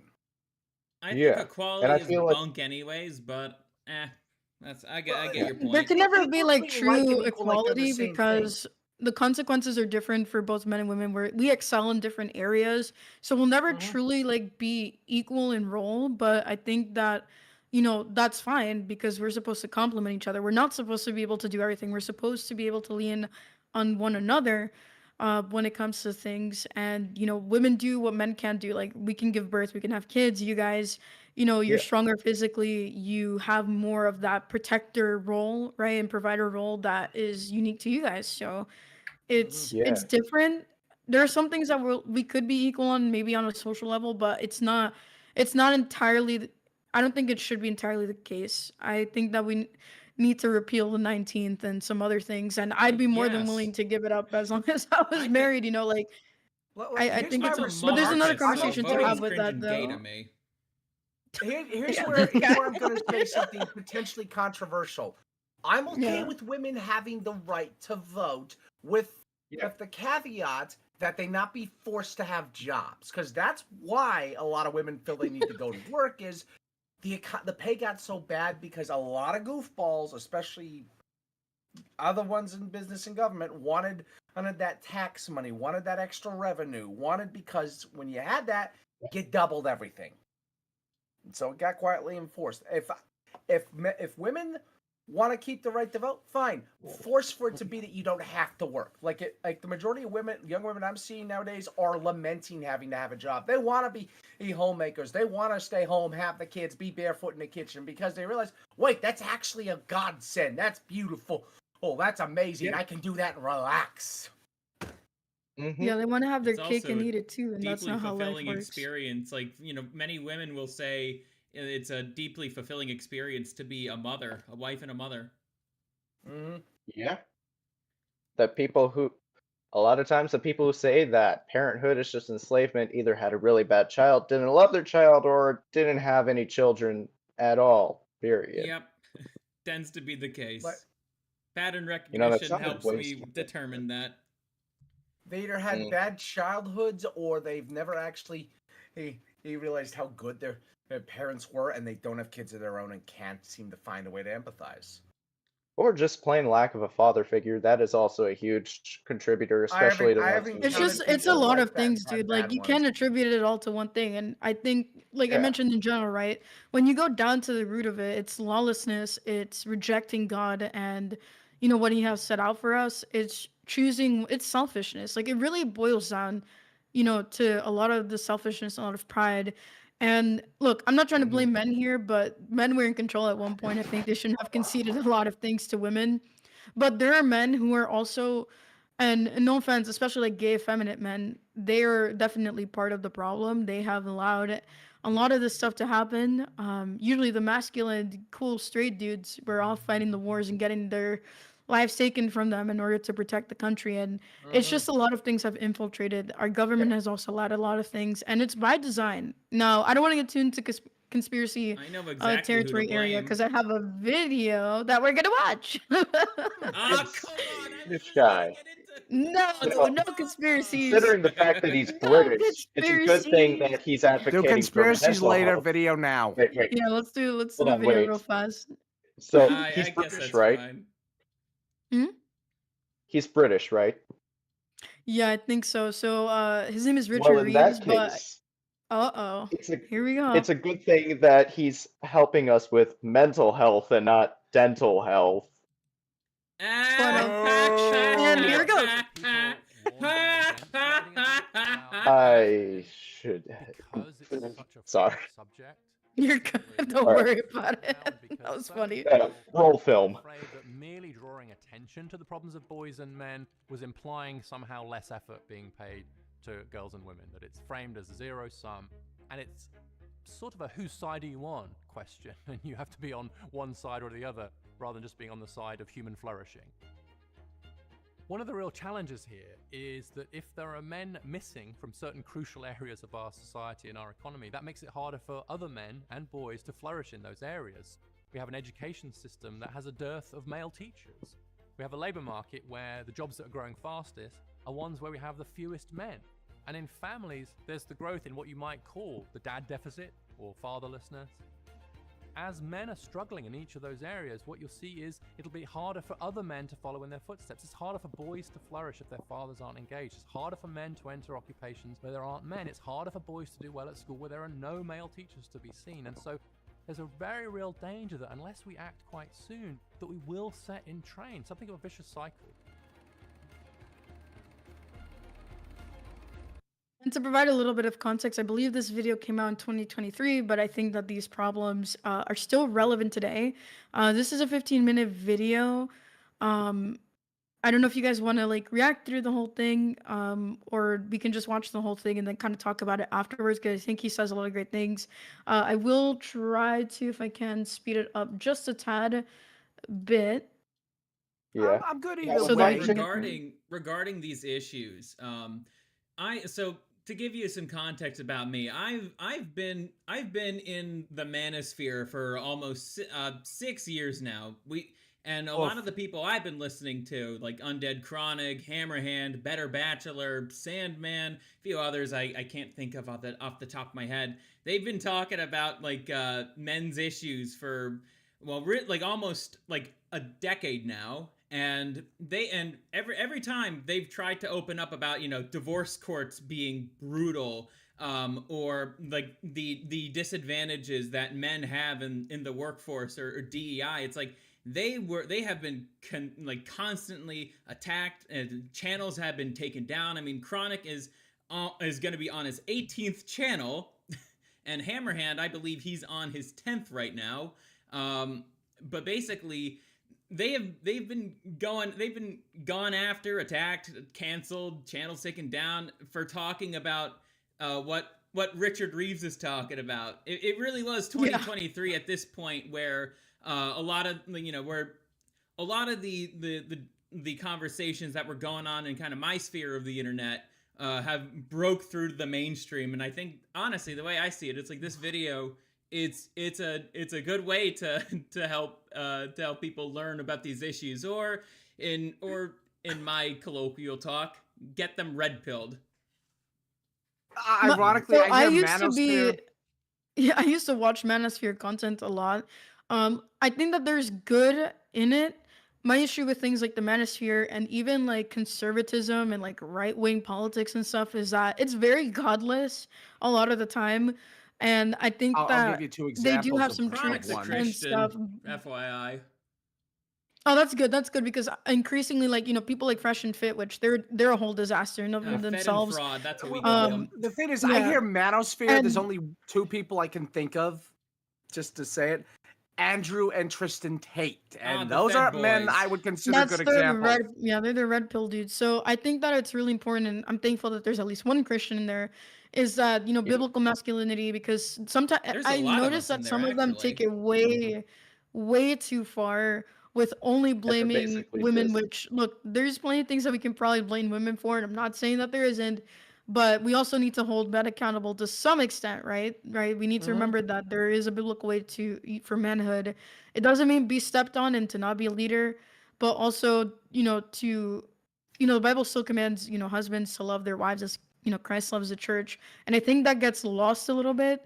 Of course, we want to hold women accountable as well. They need to also hold up their part of the bargain, which they have increasingly not been. But we should never, I think the pendulum keeps swinging, and there's never a time where it's truly more in the center. And I wouldn't mind it leaning more towards men, in favor of men more, because again, men have a heavy duty that they need to carry on their shoulders. But we shouldn't go to either extreme, right? We shouldn't go into this hyper feminist nonsense that's plaguing us today.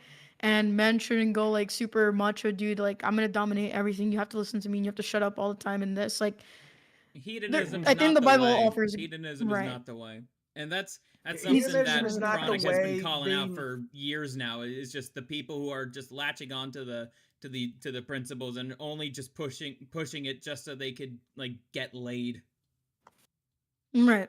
Either get Yeah, laid or so just get I just wanted rich, to include that depending. disclaimer Yeah. for sure, because the conversation can swing in either way, and we don't want to do extremes, right? I think that's really important, and that's the only way to achieve balance. But people are more interested in extremes because that's where the drama is, that's where the clicks are. So let's continue this video. Balance, huh? I may pause Oh, at some point to like open up the you're a conversation and monarchist see here what in you guys balance. are Oof. saying. I don't want to I like like pause every order. 2 minutes because it'll take a while before we get through it, and we don't have a ton of time, so I'm gonna continue to get through the video as much as we can. But Yeah. if you guys have any last minute thoughts, feel free to share. Is there any sort of way that I can display this video over on my stream at all, or anything? Yeah, 'Cause, so like, if you want, you can share. So if you go on Discord and you do window capture, you can capture. Like I would pop out this from Discord first and then share that window. So that way, if you need to tab anywhere else, you don't lose it. And if you have a separate monitor, keep that popped out Discord window separate and show it on I don't OBS have through like, window capture. oh, oh yeah, window capture, right? I think I. Yeah, and What? someone in YouTube chat said Charlie Kirk. Yeah, Charlie Kirk, I would say really good Oh, yeah. example of, being One a of the firm best man, ones. being a believer in God. Yeah, one of the best. Heard. God, maybe in God in the repose of the Lord, man, because man, we really need him right now. We need I wish Charlie Kirk was still here, man. I think what a Me lot of people too. don't realize is after Charlie got unfortunately assassinated, you opened up for more extremism, right? That's why after you got rid of Charlie Kirk, well, now you have Myron Gaines debating on college campuses. You're only Yeah. going to get more and more extreme from that. And Myron Gaines Like, isn't really a I good want to debater see to begin Curtis with Yarvin either. argue on college These campuses. people, the people who celebrated Charlie Kirk's death, and the ones who were advocating for it, let's be quite honest on that. They said they wanted a moderate, but they didn't realize Charlie was the moderate. Their idea of a moderate is someone who is very apologetic and kowtowing to what they want, which is not what a moderate is. That's just being submissive and giving in. 100%. Charlie was not extreme at all. He was very, very moderate. He was nowhere like near he had some on moments the and level clips of, where like, he was very much shutting down things, but when you have to be a moderate, sometimes you have to shut things down. You can't just be a doormat. There's a difference. Yeah. Yeah. Yeah. All right. I'm most Do you have definitely the not thing a set up so I moderate, I'll tell you can? that much. So I'm gonna yeah. continue the video. Do you have it set up, Ethics? Oh yeah, it's on my stream now, so people can see it. Yeah. Perfect. I'm Richard Reeves. I'm a senior fellow at the Brookings Institution, and my latest book is Of Boys and Men: Why the Modern Male is Struggling, Why That Matters, and What to Do About it.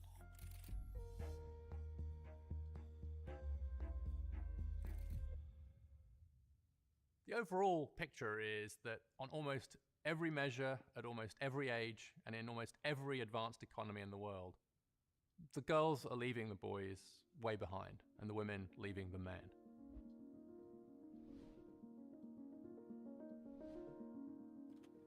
What nobody expected was that girls and women wouldn't just catch up to boys and men in education, but would blow right past them and keep going. Everyone was very focused, quite rightly, on getting to gender equality, getting to gender parity. It's not that long ago where there was a huge gender gap the other way, and there was huge focus, correctly, in the 70s and 80s to really promote women and girls in education. But the line just kept going, and nobody predicted that. Nobody was saying, what if gender inequality re-emerges in just as big a way as now, in some cases bigger, but the other way around? And to some extent, everyone's still trying to get their head around this new world where, at least in education, when you talk about gender inequality, you're pretty much always talking about the ways in which girls and women are ahead of boys and men. And that's happened in a very, very short period of human history. So if you look at the US, for example, in the average school district in the US, girls are almost a grade level ahead of boys in English and have caught up in math. If we look Let's at not those with the forget highest that boys and GPA girls scores, learn differently, and the education system is very much designed more so for young girls than it is for young boys. Agreed. Oh yeah. I forget about that, actually. Yeah. And I think that, I'm fine with like women learning, but I think that the fact that the line was pushed so far beyond where it needed, again, this is like the whole pendulum swinging. There needs to be some level of equilibrium. And I think that learning, I'm not saying that it can't be co-ed, but I think it would be better if we had people like kind of separate, in a way, or at least if we can promote the programs that are best for young boys and for men and women, like about equally, maybe more in favor of men. I think that would be better. But like these numbers, like you can see, look at this. It's just a downward trend for men, Mm-hmm. right? Yeah. And then for women it just keeps going up. But at the same time, like we might be maybe the most educated generation, but educated in what exactly is of course the question. So I'm going to go ahead and This is all the continue way the back video in here. 2009. Numbers are probably worse Mhm. now. Yeah, they're probably worse now Mhm. for sure. So we'll definitely keep watching because he has a lot of great stuff to say that we've talked about here, but he goes a little bit more with the numbers. 2/3 of those are girls. If we look at those at the bottom, 2/3 of those are boys. When it comes to going to college, there's a 10% gap in college enrollment, a similar size gap in completing college, conditional on enrolling, and the result of those trends is that the gender gap in getting a college degree is now wider than it was in 1972, but the other way around. So in 1972, when Title IX was passed to promote more gender equality in education, there was a 13 percentage point gap in favor of men getting college degrees. Now there's a 15 percentage point gap in favor of women getting college degrees. So the gender inequality we see in college today is why. Someone mentioned in YouTube chat, yeah, like if kids weren't standing, still, in schools, they end up like pumping you full of chemicals and things like that, Adderall, all the things to try and make you focus and to sedate you, which Can I think is confirm. terrible. And I think that in general, the school system has failed both men and women in different ways. I would love to homeschool my kids in the future because I think, especially public education, terrible. Like if it's bad now, imagine like anywhere from like 3 to 10 years from now, it's just gonna gradually get worse. So I think that in general, people should, if they're able to, homeschool their kids.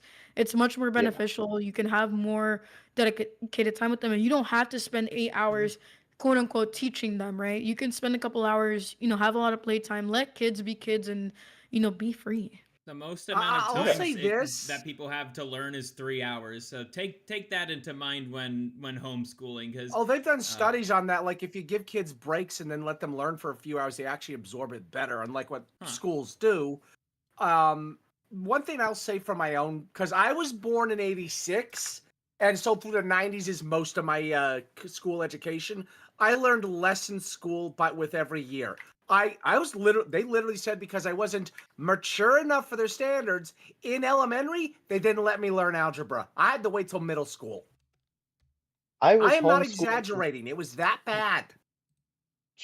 I was homeschooled for almost my entire school experience, except for a very brief time in the 5th grade. I learned nothing because I already knew everything that they were teaching. I learned more like doing shopping or even playing video games or card games, Pokemon, Yu-Gi-Oh, other things, because they forced my brain to actually learn stuff and calculate harder. And learn it fast. If you want, especially if you're playing like StarCraft back in the day, or Warcraft 3 or anything like that. If you get into a LAN party and you can't figure out what to do, good luck. You're screwed at that point. Did you want to add something? And Bupela, and Uriel, guys, please feel free to jump in. You're more than welcome to interject whenever you like. Don't let my yapping and prevent you. Please interject. Bro. So I'm not proud of this, but I got all my knowledge and stuff from browsing 4chan. There's some. I mean, there are worse places. There are worse places. No way. 4chan, I'm dead, dude. That's so funny. There are worse places than 4chan. It could have been Reddit. No. 4chan. It's a special place. Indeed. Special, yes. It just depends on where you go. Actually, I've never been on 4chan.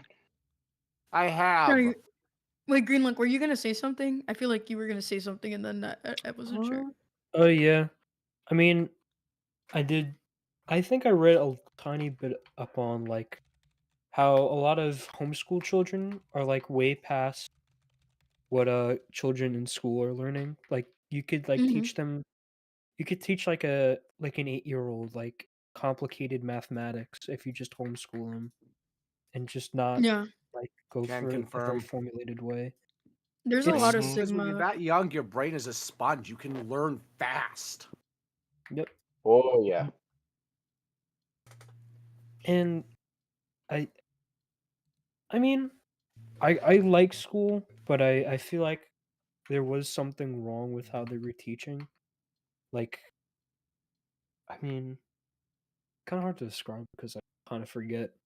I guess that I guess that's a thing of how in schools like, but I don't know.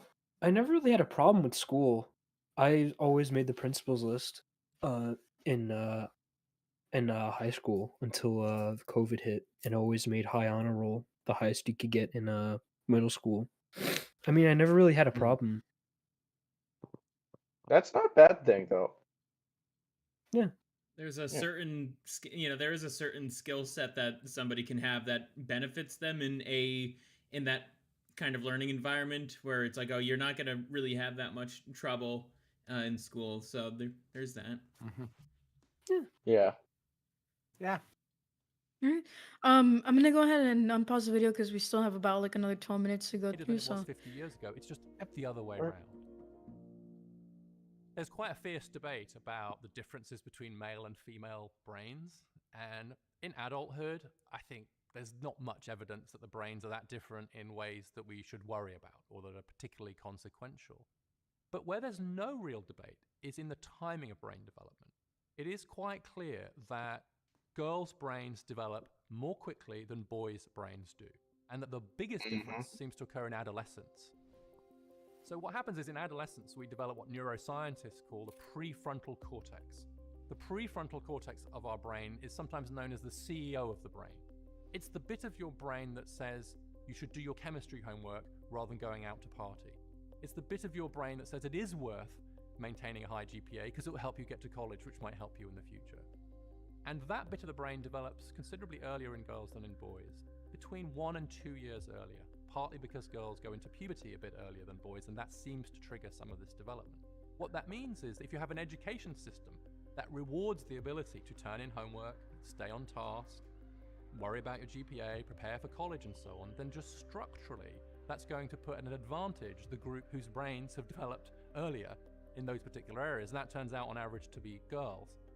I think it's a great irony of women's progress that by taking the brakes off women's educational opportunities and aspirations, we've revealed the fact that the education system is slightly structured against boys and men because of these differences in the timing of brain development. But it took the women's movement to show that, because the natural advantages of women in education were impossible to see when women's aspirations were being capped by a sexist society. Now that those caps have been largely sexist society. Okay, that's Yeah, where okay. I might have to disagree with him there. I mean, it depends on your point of view and just what women were suffering for, what quote unquote. I don't agree Yeah. with the framing that he's saying right now. I heavily disagree with it. We were living in a somewhat functional society before I think feminism way went more off the functional rails. than this. Yeah. I Yeah. can't hear the word point of view normally anymore. Thank you, Obi-Wan. Obi-Wan Orange Kenobi. Ugh, I don't know. Gosh. Orange Kenobi. Horse Yeah, Orange I don't know, Kenobi. man. Women Ugh. weren't as oppressed as this guy. Like, now if you go to Middle Eastern country, then we can start talking. But Western society, increasingly, Yeah. women were, relatively privileged. Like, Even women before were that. just privileged. Even when they couldn't have their own funds, they were still effectively queens. They just Yeah. didn't. Most just didn't realize it. And I think it's more of like, I don't know, maybe like socioeconomic stuff. I'd be more focused on like, people who are poor than like It's also gender somewhat wars. genetic too. Yeah. That too. Yeah. That's fair. Behavior we is can genetic see for those who it's- don't know. A lot of it is, not all, but I most. disagree. Well, let's continue boys here and and see men what who are this guy has to disadvantaged say. in the education system. At the risk of sounding boring, let's collect the data first so we know what we're dealing with here. I do think that we should be strongly encouraging boys to start school a year later than girls. I think that should become the default in many school districts because of the developmental gap that there is between boys and girls. Because boys' brains mature more slowly, then them starting school a year later would mean that they were developmentally closer to being peers with the girls in the classroom. We need a lot more male teachers. It's striking that the teaching profession has become steadily more female over time. Only 24% of K-12 teachers now are male. That's down from 33% in the 80s. And fewer men are applying to teacher training year on year. And so we've seen this steady shift towards a close to an all-female environment. That has all kinds of consequences for the ethos of the school, for the way we deal with different kinds of behavior among boys and girls, for example. And so we need a very serious and intentional effort to get more men into teaching. The third thing I would do in this world where I have significant power to dictate policies would be significantly more investment in vocational education and training. That is an area where we do seem to see better results for boys and men on average, and one that's woefully underinvested in the US. The US has really bet most of its dollars on a very academic, a very narrow route towards success, and less emphasis on vocational training. And that has actually put boys and men at a disadvantage. So apprenticeship. Yeah, I know there are men who still say like, go get a trade, if you're a guy, you shouldn't be worrying too much about like these college jobs. And not everyone needs to, right? Like we need more labor than we do people in Some people are just corporate unfit jobs. to be in trades. You're talking to Yeah, them right That too, now. yeah. That's also true. Not everyone is fit for it, but I think that we also can't fully go in the way of like, oh, just corporate, I and would then say- we suffer yeah. in the labor market as well too. I So would it's say important to there are balance. guys who aren't fit for most of any trade. They can, however, sometimes be the guys who work in, like, say, work at an auto shop, but they're the ones who manage the books, or they're the ones who are on the ordering supplies or whatnot. They don't really do much beyond, like, occasionally they'll get someone a tool they need. Like, you're not doing the hard work. You're there doing other stuff that you're more fit for. There are plenty of cases like that, but that's like the one outlier you don't see brought up much. Because anything else, I'm kind of agreeing with him. You need more guys teaching. I'm not got a problem with boys having to start school a year later, because that makes a lot of sense with the Yeah, I have developmental thought stuff. about I that. too advocate for apprenticeships coming back. Oh yeah. Yeah. Oh, on that, ironically enough, the fat electrician who I've occasionally recommended videos of. I think it's on his main channel. He has one about being getting an apprenticeship for being an electrician. Oh, nice. Not bad Yeah. thing to be an apprentice for. Mm-hmm. Yeah. Ironically, those hard trades, even doing garbage disposal, you make more money than teachers and a lot of doctors sometimes. Sanitation's not a very easy job. I've worked I- janitorial. I know that for a fact. Yeah. I can never pee standing up because of what I know from Huh? cleaning restrooms. Huh? Oh! I'm Yeah. too. I learned some Brother. curse stuff doing it because they occasionally Brother, let you take a please, black I light don't to wanna know. stalls that I can't. I don't want to do that at home. If I'm ever at home, I will never ever Servant. do that because I know enough. Servant. Uriel, I what can do be you the think? one I that love does your all the input Honestly, I too. see the vision. All the I radical see things the I believe vision. in. I see the for vision. those wondering, for all the guys and ladies wondering, there is only 2 words I need to say: splash zone. Dude. Okay, Oh. You have now been I cursed think with we this got the knowledge image and in you our brain. understand. We got some I think my mindset is done. I think my brain exploded, and now my day is ruined. Anyway, Bro, So, yeah, men- now you know my why I brain don't. just Men's exploded, bathrooms and I had are to clean up all the terrible. orange juice that's everywhere. oh Oh, goodness. Dude, All right, men's bathrooms so are terrible. Go doing Men, it a bit, give it a men, minute. and especially young boys are animals, man. Like, Oh, yes. I Oh, yes. remember That's true. in high school, I- a very common thing for us was always, I don't know what it was, I don't know what the obsession was, but for some reason the boys really loved breaking the urinals off the wall. Huh? Oh, that's that's worse wild. than Oh, mine. Wow.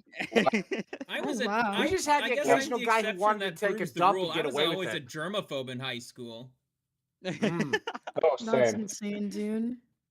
I've tried to Alright. be the change we need in the world, so I clean the flipping seat anytime I leave the stall. Oh wow.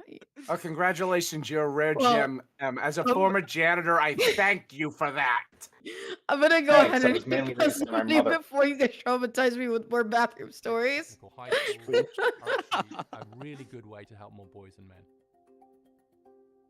Oh I think man. one of the that's challenges funny. with this debate is that if you're talking to women and men who are, say, at the top of the economic ladder, 4-year college degrees, decent incomes, they look around and they don't see some of these issues. But that's not the same for working class men. That's not the same for men lower down the economic ladder. So there's a danger that we're so busy, to borrow Sheryl Sandberg's phrase, so busy leaning in that we don't look down. The reality for men further down the ladder is very different. Huh? Berg? I heard a Berg. The economic trends for men have turned downwards along 4 dimensions. One is wages. Most men today earn less than most men did in 1979. In employment, with a drop in labour force participation of 8 percentage points, which means 9 million men now of prime age are not working. We've seen a That drop in number's gone occupational up. stature, and so there are now... That's actually what These I are did stats some from research on that. 2023. Yeah. Yeah, Some of those stats I've of done 2021, research they've on- gotten on worse. that recently, and it's only just gotten higher. It's only just gotten higher. Mhm. Yep. more Yeah. men working in employment areas which are seen as lower status than they were in the past. And we've also seen a drop in the acquisition of skills, the kinds of skills and education that boys and men need. If boys don't get educated and men don't get skilled, they will struggle in the labour market. And across all of those domains, we've seen a downwards turn for men in the last 4 or 5 decades. And so the way in which social class divides have opened up, economic inequality has widened, is really important to understand in the context of gender inequality. If we only focus on gender gaps, then we miss the fact that both men and women at the top have done increasingly well, but that's much less true of everybody else, and especially it's less true of those from lower income backgrounds, working class boys and men, and black boys and men. You see many of those trends are amplified, and so those boys and men are really at the sharpest end of many of the social and economic changes. On the one hand, we have a huge and successful and laudable effort to get more women into STEM jobs, so science, technology, engineering, and math. On the other side, we have what I call HEAL jobs. So that's health, education, administration, and literacy, almost, if you like, the opposite side of a coin to STEM jobs. And that's where a lot of the jobs are coming from. Health and education alone are huge and growing sectors in the US. And so, by my estimates, for every 1 job we're going to create in STEM between now and 2030, we're going to create 3 in HEAL jobs. But those jobs are at least as gender segregated as STEM jobs, but in the other direction. And unlike STEM, becoming more so over time. So if you look at the HEAL sector, only 24% of the workers in those sectors are male, and that number is falling. And in particular sectors, we're seeing a really precipitous drop in the number of men. We have a drop in the number of male teachers. We have a very sharp drop in the number of male psychologists. That's dropped from 39% male to 29% male in the last decade alone. And among psychologists under the age of 30, only 5% are male. So we roll that forward, and we're going to see psychology becoming essentially almost an all-female profession. So these jobs, which are both crucial, I think, for society, and where it would be very useful to have more diversity, are actually becoming more gender segregated. And so we have absolutely no effort to get more men into HEAL jobs, which is where I think the future lies and where we should be helping men to move. One He's of the not problems we face is what Yeah, Is he and trying to insinuate that women doctors exist? they do. They do. It's I don't just believe it. there's not many newer ones who are worth the education, it seems, or worth the time put into it. Because that's what it seems like. A lot of the, And someone had even mentioned some of the male immigration. nurses are just not worth it. Well, because a lot of these people have been indoctrinated in the way that their the quote unquote education is now. It's like it's not even real science; it's garbage. But someone in chat And there's no mentioned that we have an Hippocratic oath. immigration problem, and yeah, of course, mass immigration is a problem now. This is a video from a couple of years ago where it probably wasn't as bad, but increasingly, Yeah. This right? is in We've lost a lot of homes. This is during the Not too long Biden, just ago. still during the Biden Yeah. years, and that Yeah. caravan. I don't think that caravan was turned away. Well, Oh, the odd yeah. thing is some of these Mm. trends are kind of cycling up, but there's the other bit, like he's pointed out with the amount of women in those heel things. A lot of them, I've heard this term and it fits, sadly. I don't mean to be sounding insulting, like adult daycares for women. Because that's about what it's like. They act childish, they just seem to goof off a lot. I know that's not all of them, but dear Lord, the number's getting higher than I like. Gen Z boss in a mini. Gen Z boss But in yeah, a I mini. just wanted to say, like, mass immigration has definitely been a big detriment, right? And obviously it's by design. Certain groups use that to their advantage to bring in voters, right? Legal voters and things like that. I think immigration is fine as a whole, as long as it's not illegal and that there's not mass legal immigration either. I think that we should Yeah. close off immigration for a long while until we get ourselves back together. And we need to continue to deport people. And I don't care who that makes mad, but I genuinely believe that Repeal more the people need to be Hart-Celler deported Act? so we Huh? can Freaking get meant, sister. more homes As back a born and raised jobs as resident well. of St. Paul, Minnesota, Hoda, not a current resident, but that's where I was born and where I spent most, if not all, of my childhood. I agree with this. Not just deport, but at this point, a barrier of a minimum of 50 years before anyone from outside this nation, including sadly Canada, because that border's been abused, are allowed in.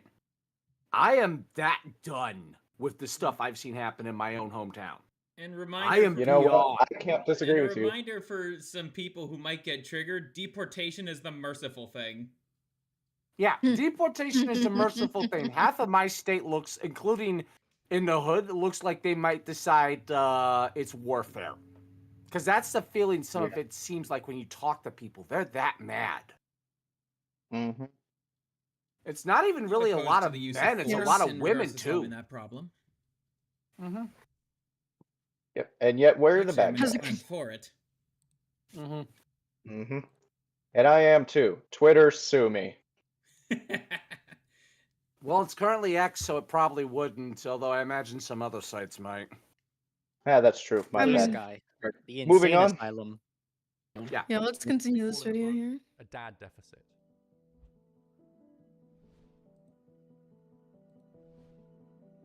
And that can be seen in various different ways. So 1 in 4 fathers don't live with their children.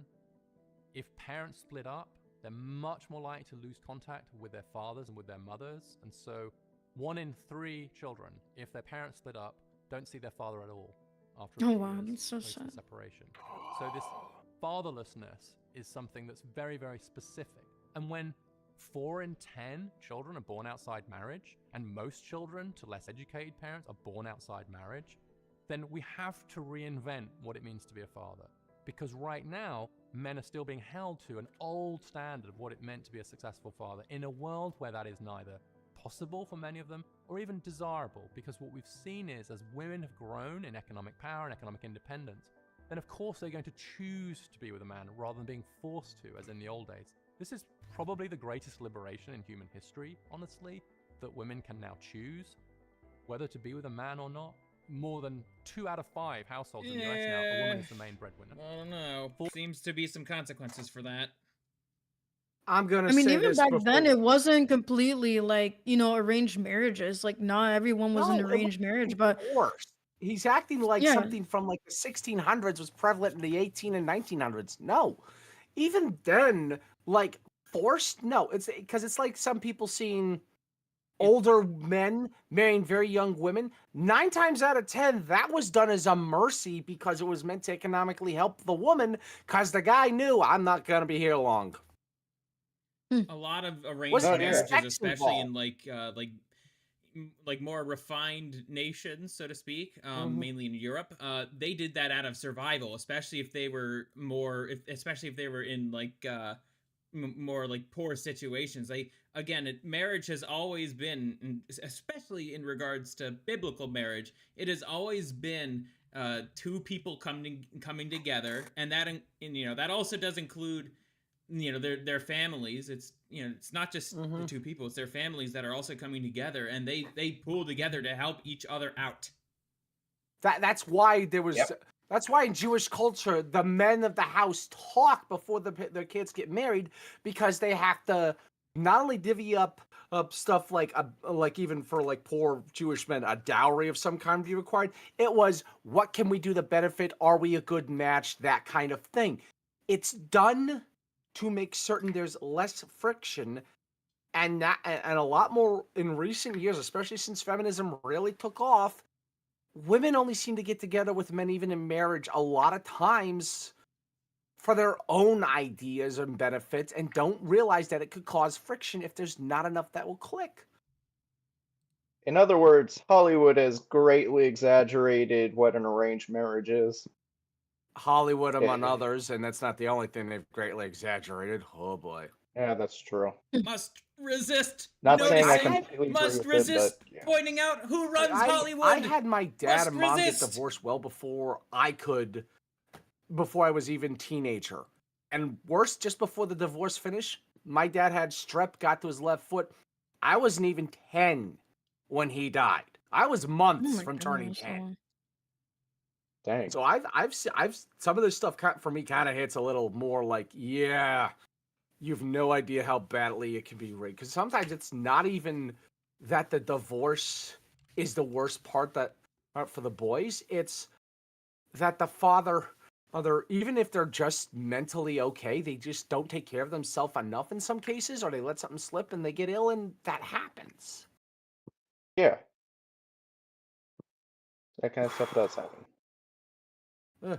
Mercy. Well, let's continue. We have like 3 more minutes, and then we Yeah. can continue talking for a little bit. So Yeah. let's do it. 40% of American women earn more than the average man. These are huge economic changes and all for the good. But it does pose some really sharp questions about what fathers are for.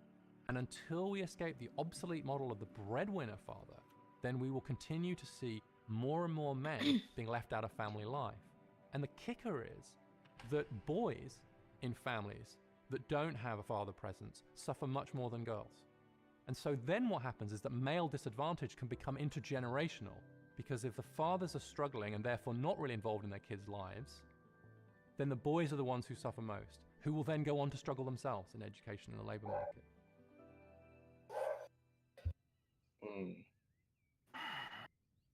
It's clear by now that marriage and social institutions and a sense of purpose matter to men. And so as we've seen these real challenges faced by men in education, work, and family, you're seeing some really difficult and troubling health consequences. And so the so-called deaths of despair, from suicide, overdose, or alcohol, 3 times higher among men than among women. Suicide itself, 3 times higher among men and women, and rising very quickly, especially among middle-aged men and younger men. So we can see these as symptoms, I think, of a broader malaise, which is what's troubling boys and men. And for men in particular, this sense of purpose is very important. I think it's a human universal that we need to be needed.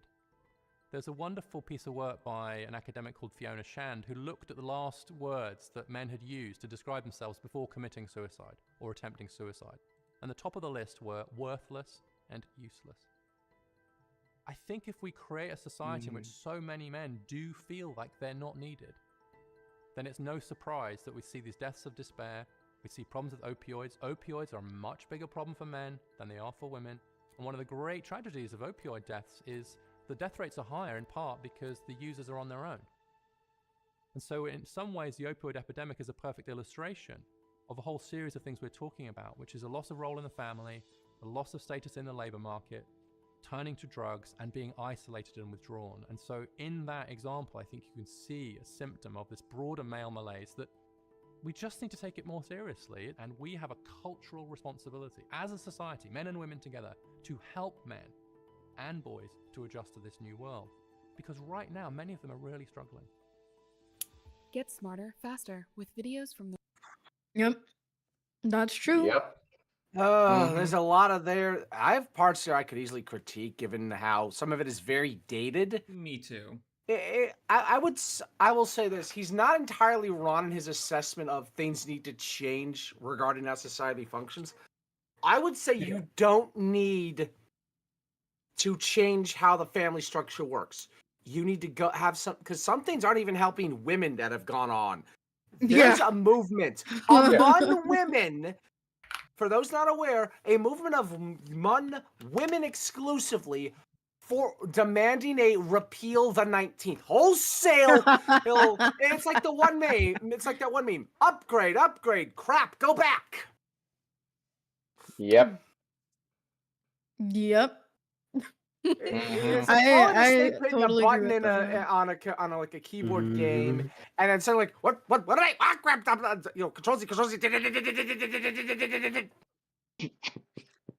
Yeah, I mean, I think that's important. We do need to start having the pendulum swing a bit backwards because it's proven not to work, but people are I very think it is. selfish and they've been given this power, so now they're gonna continue to abuse it as much as they can. So All of with this problem is with the under pendulum if you guys want is- to yeah, if you Go guys ahead. want to reflect on this and chat about it real fast, feel free, and then I'll move on to talking about the next slide once you're all done. of this, So feel free to- you know, especially this conversation here is the reason why I would like the liberal world order to burn.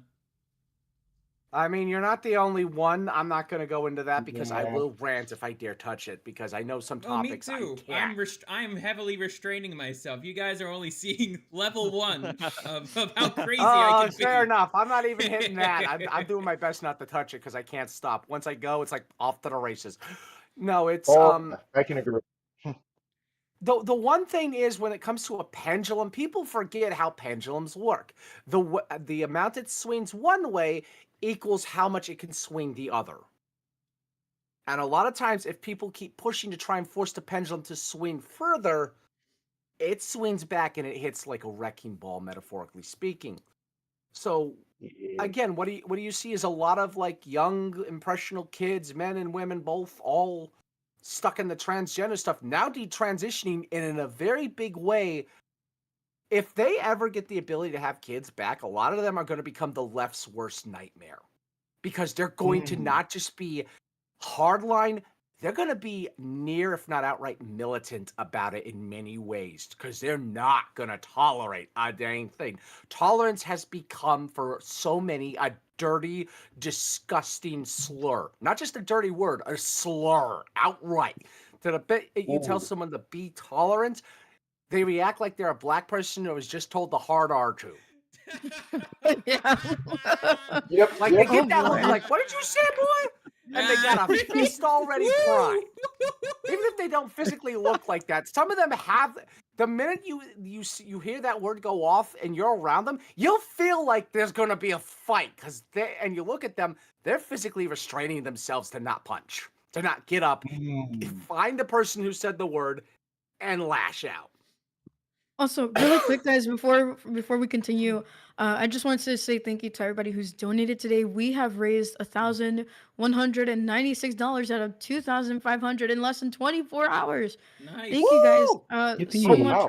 actually even less than 12 hours. So thank you for your support. If you guys want to support this GoFundMe, as a reminder, this money goes to the Coalition for Men located in San Diego. They're doing their best to fight against injustices done to men and young boys here in America. So please, if you want to support this amazing cause, we would really love for you to either scan the QR code or click on the link above to go to the GoFundMe. If you're not able to donate, no problem. Please feel free to share this fundraiser.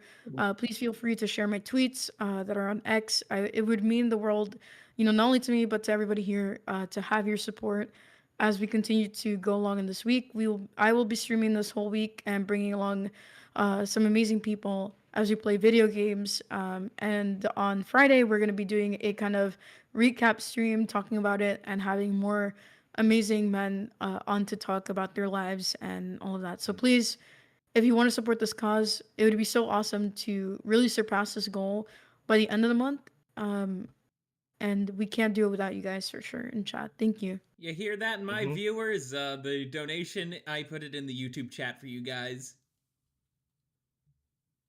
I will post the donation thing on my YouTube channel later.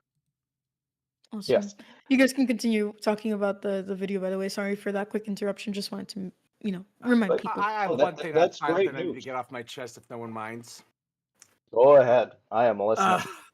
when it comes, like I said, when it comes to all this, there are people who are treating tolerance and tolerant like a dirty word because it's been used as a browbeating some point that it's become the same kind of mindset. It's no one wants to hear it. The minute they do, they're either on edge, they're going to have that rolling groan of, ugh, and then, or they're going to just be very, very much not in the mood of it. And that's a lot of, not just men, but younger women. Like, you got mothers already who are very angry at feminism. You also have a lot of Rightfully so. sisters and cousins and whatnot who have seen what's happened to their own brothers in many cases, who haven't just gotten kind of angry. They've gotten family in danger angry, which is a case of hide the shotgun level of angry. Because if I've seen some people, the minute they get that level of upset about family members, if there's anything they can use as a weapon within reach, they tend to immediately get hostile to whatever is causing them. And a lot of these sisters and whatnot, and cousins, and sometimes nieces, depending, the majority are voting and job age. They are the influence now that is going to hit a lot of the culture, and the last of the hardcore feminists are going to meet a group of women whose response to feminism is hell to the no. Quite literally, that the hard line of, you try that again, and I'll gladly give up my right to vote. Like the kind of mindset of, if it's the last vote I cast, I'll cast it. Brother, when that moment happens, show me where the action is and where I can get some snacks, because that is gonna be amazing. The minute that vote that gets put on a ballot, I'm probably gonna have popcorn just to watch the results, because not even just the voting itself, but the results online, because the meltdowns are gonna be pure gold. I don't usually like Schadenfreude like that, but if it happens, I'm gonna be milking all the people on Twitter and Blue Sky. Oh no! At that point, you just go live. You just pull up Blue Sky, pull up Twitter/X. Occasionally, if you can't, pull up Reddit. Just pull up certain Reddit threads and just watch the salt. Servant, if this thing were to happen, then my jester will finally return to Twitter, where his voter base actually is. Jeez. We're waiting for you, Mr. Stancil. We're waiting for you. But that's not even just the only bits of what's happening. That's the negative reaction of the pendulum. Everything else is what else you're seeing, because a lot of you've seen the videos. Like, you hand a young woman a baby, it's suddenly factory reset time. Like, it's a real babies in my. Yeah, it's like they go from hardcore feminists to I want babies. That's I don't know. You gotta be careful though, because some of these feminists are nuts though. Like you gotta be real careful. I know. But no, I mean what very you're hardcore saying, like, ones. They're the holdouts. Like with any big shift in the culture or anything, you have the holdouts. It happened when the last bit of the shall we say the Ku Klux Klan, among others, really got ostracized to almost nothing. The last of the hardcore holdouts still existed, but most people treated them as the kind of societal pariahs that you could have literally only got being related to someone like Adolf Hitler back in the day. Because his own family, they either swore off having kids or they changed their name and made certain their own families never knew. Dang. It got bad. Well, like, before we go deeper into this tangent, though, hold on. Before we go deeper into this tangent, that's the parallel of pariah you have for these hardcore feminists. They don't realize they're going to become that. I look forward to They're going to have people who they've known who are going to avoid them like they have the bubonic plague or something equally as infectious. Like, the minute that they lock eyes in public and be like, oh, no, they're going to run, find some excuse to get away, get in the bus, they don't have to go anywhere. They see the blue hair. Well, that's the sign with that in mind, just bolt. That's good dating with advice, that in too. mind, guys. Hold on. With that in mind, just to kind of like get back here onto the PowerPoint because we. Yeah. Sorry, I tangented. I apologize, everyone. Yeah, come on, class. a bit. Yeah, but it's all good. It's all good. I'm glad that we're having this conversation. So, Oh yeah. with that in mind, Mm. this month we want to remind men that they do matter, which is true. You guys do matter. I know to a lot of people nowadays it may not seem that way, but there is, there's probably a woman out there who loves you, whether that's your mom, sister, maybe you have a wife, maybe you have a girlfriend or someone prospect that you don't even know about, whatever. People in your own church and your own community, there may be people there who care about you, and even other men, right? Like your friends, your community, who care about you. And I most certainly care about all of you here today and in chat. We want to raise at least $2,500 for the National Coalition for Men that support, both men and boys. And, we want to continue to make friends, game, and build a strong community of men online. I know that, like, at least on the Christian VTuber side, I, with God's help, have helped bring, a lot of men and women together, like friends, not like dating, but to come into the community and hang out and stuff. And from there, you guys have taken it and have made it, your own. You've made your own friends, your own communities, and really amazing. And would love to continue to do that this month. And the last thing is, to change the culture and remind people that men and women were both made in God's image, that we should love, support, and respect the men who help build this society, not only, this month, but just, again, going forward, right? And how do we do that? We live it ourselves, right? We treat one another with respect and love. We, connect. Obviously, there are some boundaries that we should not cross, especially when it comes to married people. We got to be really careful. But that doesn't mean that we can't support each other as a community. And on the Christian side, for a lot of us, it's a no-brainer, but it's hard, right? When even in the Christian communities, there's a lot of division and anger.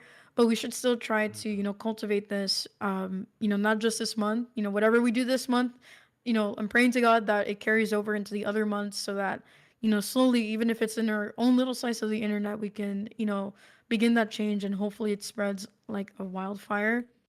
And then the next slide, this is the schedule for the rest of the week that I have, so piggybacking on community. Today was the Men's Month kickoff. Tomorrow we have Repo. On Wednesday we have Peak. On Thursday we have Super Battle Golf. I think Repo has some spots left, so if anybody, it's a mutual friend wants to join in, just let me know and I will go ahead and send you the Discord link so you can join and sign up. And then on Saturday, Men's Month week 1 recap is going to happen. On Sunday I'll be reading scripture, but there might be a change of plans. I may be collabing with Juju, Powder, and Leaflet. We may be playing Helldivers on Sunday. I'm not sure yet, but potentially. Tell Juju so I that's say gonna hi. So the 4 Quango hunters go hell diving. Fun times. Potentially on Sunday. So this is OMG, more or less the schedule for Celeste. Sunday. OMG, I love the portrait. That is very nicely done. Is that you? Yeah, it's just a different hair color, sort of. No, so I mean you drew that. no, Wait. Aw, I didn't still draw very it. well done. I got a commission, but it's a really nice piece of art. So yeah, that's the schedule for this week. It's up on my Twitter page. So if you guys want to join, Yeah. please feel free. This is again a month to support men, and we're here to continue to raise money for a very good cause. So really need you chat this month. Please come out and support as best as you can. Yes. Yes, indeed. Okay, quick question, quick response to your chat to 90s Cyber Grizzly. You do technically have to treat them as people, but that you never ever told you have to like them. Yeah. That's true. He said, "Do I have to treat the WEF and their goons like people?" What's the Really? WEF? What does that even mean? World Economic Forum. Think Klaus Schwab and Larry Fink and those other goofballs. You do have to treat them like they're people, but that doesn't mean you have to like and respect them. Pray for them, call for their repentance, and if they don't repent, well, they have a maker that they're gonna meet. God who's jealous. That's and- their loss. And definitely fight against their policies. I know voting, honestly, at this point, voting seems like a big scam, but don't forget to vote locally, especially, be the change that you want to be in your communities. There's only so much we can do about the global crisis and stuff going on. There's way too many bad actors, and the best that we can do is try to help people, like, get out of it. and hopefully guide them to the truth, which is Christ first and foremost, and to the realities that our governments definitely don't care about us, and the people in power and the rich, the elite, do not care about us at all. Yeah. Mm-hmm. Yeah. Oh, Celeste, before I forget, I looked in the repo modding on Linux. It's doable, but I'll need every single mod individually because I can't seem to get the app to load. Uh, And for I my viewers, can, yeah. we'll be returning on the Friday just chatting because I'm too scared to try the repo stuff yet because I'm a wuss and I'm going to be busy Wednesday and Thursday. Okay, I'm gonna have to say one thing. I'm also a known scaredy cat. Most people who've played with me in Repo and others will attest to that. If you've ever seen me play Phasmophobia, you know I'm a wuss. I still play it with friends because I occasionally like the having fun, even if I Alright. get scared and die. I gotta say, Was there somebody else that wanted to talk? Oh, that was Creamsicle. Yes. Okay, I got you. I gotta Go say, ahead. this was a very fun start to Horse Bonanza. Oh yeah, definitely. Oh yeah, you debuted this week, right? As, Oh no, I debuted back in April, but this is like my in little April, yeah. birthday week event. My birthday's tomorrow, by the way. Hey, happy birthday! Happy Let's go! birthday. Happy birthday in Happy chat for birthday. Creamsicle! Woo! Everyone Yeah. wish him a happy And I will birthday. be. I know I'll be doing a stream on my own channel tomorrow.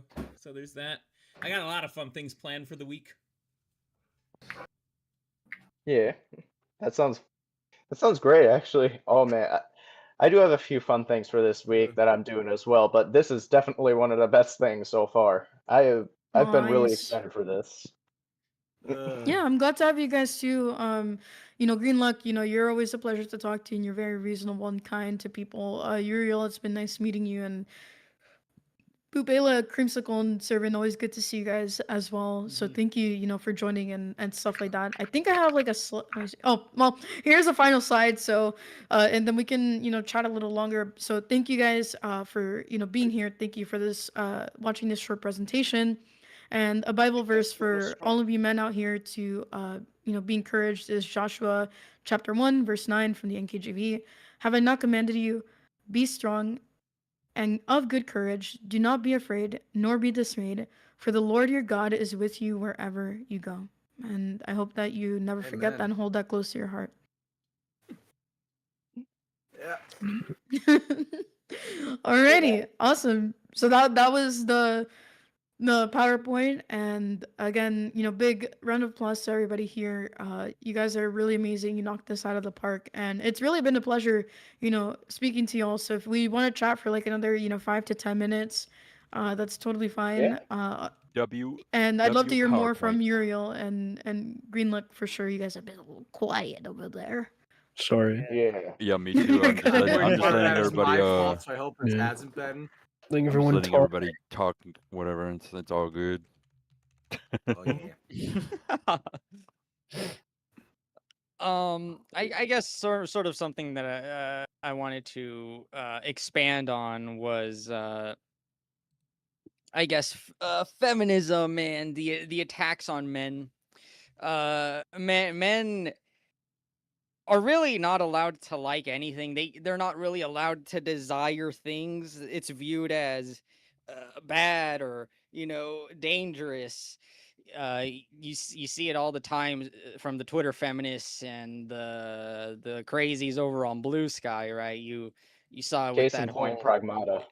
exactly. Pragmata was a big one, right? I remember covering that, and so many of the quote unquote arguments being made were just completely nonsensical. It's like you dare to express the desire of fatherhood. Chud, You dare to have incel, ovaries. PDF.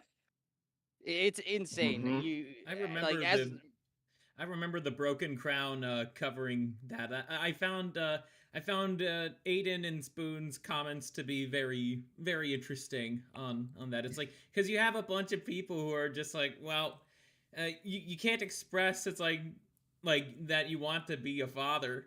It's just it's mind boggling. It's mind boggling.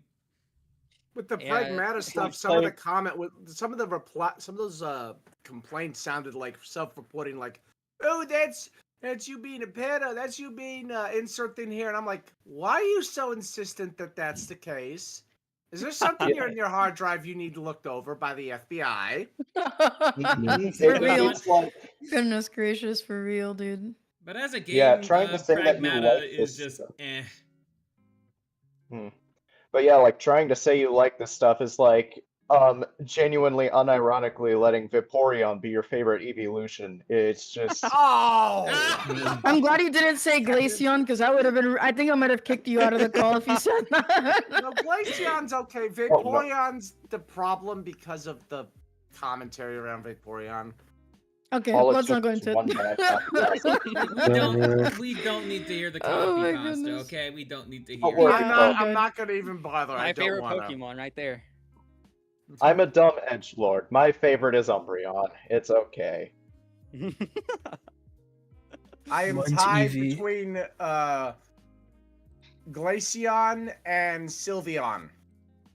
Glaceon because I have very liking for cute fluffy ice Pokemon, all right, or cute fluffy Pokemon in general, and Sylveon because those ribbons make it look cute, and I'm not afraid to admit I like cute things. Yeah, that's true. Based. Hmm. If mean, you my give original favorite was Eevee a Raichu, blue and he's a sky beast. stone, the Eevee will evolve into my jester, Will Stancil. What? He's my favorite Pokemon. Well, my favorite is Miraidon, which is why my VTuber model looks the way that he does. And my actual favorite Pokemon is Hydrapple. Oh yeah, no, he's also a pretty good one. Gen 9 may have failed with several of its designs, clockable, but when they made a good design, dear lord, did they make a good one. Heck, my favorite I starter could is say that. Sprigatito. Yeah. It's like they have my favorite and least favorite Pokemon in the same generation. My favorite's gonna go back a good bit. Like my favorite legendary is always gonna be Celebi. Oh, Because cute genuinely little never time heard- traveling pixie. My favorite mythical legendary, or even semi legendary, it kind of gets tossed up because it's either A, Caterpie, probably because Butterfree's he's oddly cute. Gee, I wonder if I have a pattern of the Pokemon I like. And then there's the other one. If it's not that, it's all either that one or Growlithe because one, cute puppy, and two, rideable mount when evolved. Oh, that's true. Yeah, I Non-legendary. grew up on the Pokemon's like when it first aired or like when it first released. And I grew up with the first gen, and that's it. I only know first gen. I'm normally not a big fan of like people say Gen 1 is the only good gen, but I admit that after Miraidon, my favorite non-legendary or non-mythical Pokemon it's a hard tie between Scyther and Raichu. Because choices. back when the first movie released, I got the VHS and the holy card, the holy Mew card. I still have the case and everything. Oh, for And the second Pokemon one? The first Pokemon movie. The ancient Mew card, I thought. Oh, is that a different Mew card? Yeah, the ancient Mew card. No, the ancient Mew Yes, card is that from looks the like it. second Pokemon movie when they're in the Orange Islands. Oh yeah. Because it's actually in the movie. That's why it was released then. Does that mean that the Pokemon TCG is canonical to the Pokemon universe? I don't know. we- That's the creepy bit. It We is a would be sitting legit. here and talking about it It for hours. has a legit move and energy requirement that you could play it with when you translate it. You just have to have like an actual And then copy and run it past the judges to pull I that got off. I got all the cards when all the movies, or the first two movies came out, and I still have them, and they're worth a lot. I don't know if I should sell them or not. I mean, if they're really old and they're in good condition, send them off for grading, and they could be worth like thousands more. Because I'll Dude, remind the everyone. scalpers ruin Pokemon for me, bro. Like I went to used buy Pokemon cards the other day, and I feel like I can't enjoy the hobby because scalpers, like everything's gone instantly. Yeah, I used to work know. at I used go to work at local Walmart, shops and there around would me be more because they're very anti-scalper, and the minute a scalper tries and shows up, They see get somebody in dissuaded chat easily talk about because they're spottable. DSP. No, Dark side Phil. I That's my used to- goat. That's my goat. I used to Oh, I used to boy. work at Walmart, and they would get smart about it and have a whole like bring a whole group because they would limit you, so they would bring a whole group to get all of them.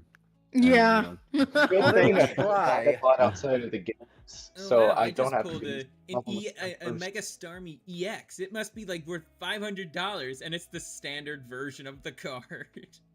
DSP's look, holding it okay. with like gloves and everything.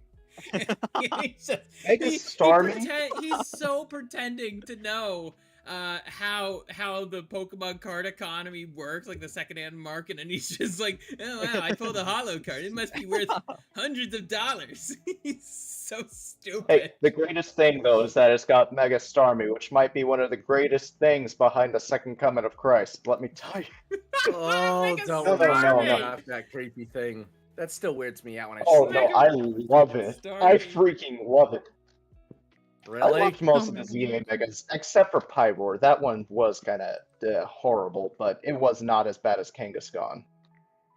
I I'm will sorry, say people. the most annoying thing when it comes to me, when it comes to Pokemon cards and scalpers, is with almost any trading card game I've picked up, I can literally fill rare and valuable cards through the packs by holding my hands just like an inch or two over them. I've been able to do it every day of my life since I started getting into stuff like that consistently, and the pull rate's kind of insane for me.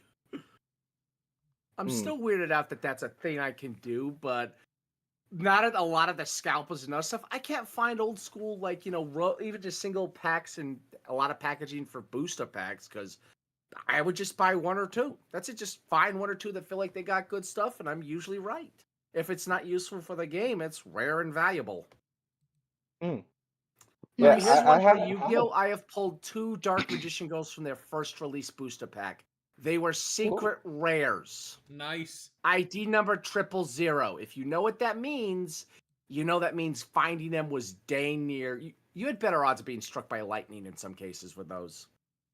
What were you doing owning 2 Dark Magician Girl cards? I What are you wasn't. hiding? That's the thing. I had gotten one once, traded it away foolishly, regretted it, bought another pack that felt good, got it again. Dang. Yeah. Like, I can literally feel these things from almost any playing card game I've done, just on, how the thing. I swear some quantum physics stuff I would need to publish a paper on, but if I did, that would probably get a lot of different ways of packaging these cards done. But the big ones come in boxes and plastic coverings. How do you feel those? Because the energy permeates the packaging. All right, It man. doesn't. It's not like, unless there's like lead lining or something that would block it. I don't know what kind of energy it gives off, but I know it's enough that I can literally feel it over my hands to where I have pulled consistently very rare cards. Like one time, one Yu-Gi-Oh pack, I just grabbed that random because it felt good. Got an ultra rare Megamorph. Wow. Dang. Well, I mean, Okay. you gotta make Ultra sure rares you're being getting one of the just most. right. The second rare is just below secret rares, so yeah. Like that's the Alright. one thing I really hate about the scalpers is edition I stuff? can't go pack hunting anymore easily. I Really, used to really just quick. love going to like even the local shops, just ask to see the boxes. They put it right in the shelf. I just put my hands over and through a bit and fill out the good ones and buy them. And I wasn't even buying them to sell them then. I was buying them to collect or use them. Mm-hmm. Yeah, it's crazy what's happened to, like TCGs in general, to be honest, and Pokemon's obviously not the only one suffering from success, I guess. But I know we finished the conversation already, and I just wanted to say thank you to you guys again for joining me here today. Yeah. Excuse me. It's been it's been a really good time, and I feel really blessed to call you my brothers in Christ, and I really hope that things go well for you, and hopefully this brings a bit more awareness, that we should be kind to one another, and hopefully men will once again be elevated and actually treated with respect and love. So thank you again for taking time out of your busy schedules to join I think this is gonna definitely be like the end of the stream, but we can definitely yap after it's over, or if you guys want to stay and yap, I'm because I still gonna do. continue Oh, this yeah. on my end. I'm probably Yeah. gonna leave the Oh, leave the same. convo though. Mm-hmm. If you're gonna Yeah. if you're gonna raid out to the old horse orange, I'll be sure to red pill your audience in real time. It's funny. Who else is streaming? Is everybody streaming, or is it just you and Ethical? I'm Oh, not. I'm I still wasn't here in streaming. time to start up. I got held up, like I said. Okay. Also, I Are did you? want to say that we are Mhm. halfway through the GoFundMe. Ooh! We're halfway. Oh, let me see. Let Yay! me Great see. luck! Nice. Woo! My medal Awesome. would show my excitement if it didn't. $1,271 raised, everybody. Hey.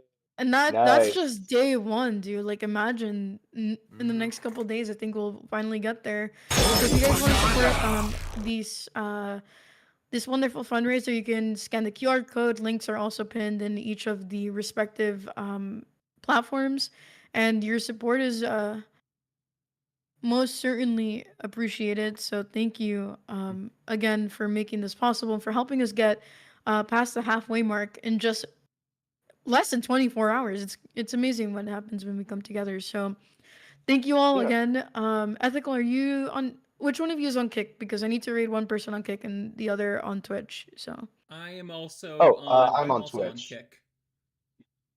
okay, and Ethical, I you're on Twitch only yes, or on Kick as well? only the Twitch. All right, so Creamsicle, you will get my Kick audience, and Ethical, I'll make sure to send over my chat your way. I'm gonna talk with them for a little bit before I do, but thank you guys again so much. I have not enough thanks to give each and every one of you for being here today, and for those of you that I'll get to see later on in the week, again, thank you. I'm looking forward to it, and I hope we have a lot of fun playing video games. Alrighty. Yes. You too. Creamsicle, I please just- stay I on just the wanna- cross and Bless have you. engaging Yeah, go ahead, conversation. Bubela. Yeah. Who's asking me? Yes. Who's asking me? I, j- Oh, I I was just saying, please stay online with me so we can have an engaging conversation because that means I'm gonna have to entertain a whole bunch of people and I am afraid of boring them into leaving. I mean, you could. I could Everyone try, but poke I at was Ethics in I his was chat and planning on keep him like entertaining. I was planning on like talking with my audience after this. I too Okay. can also be a bit shy when it comes to like I'm here, but I feel already a little drained. Oh yeah, no, that I makes got you. sense.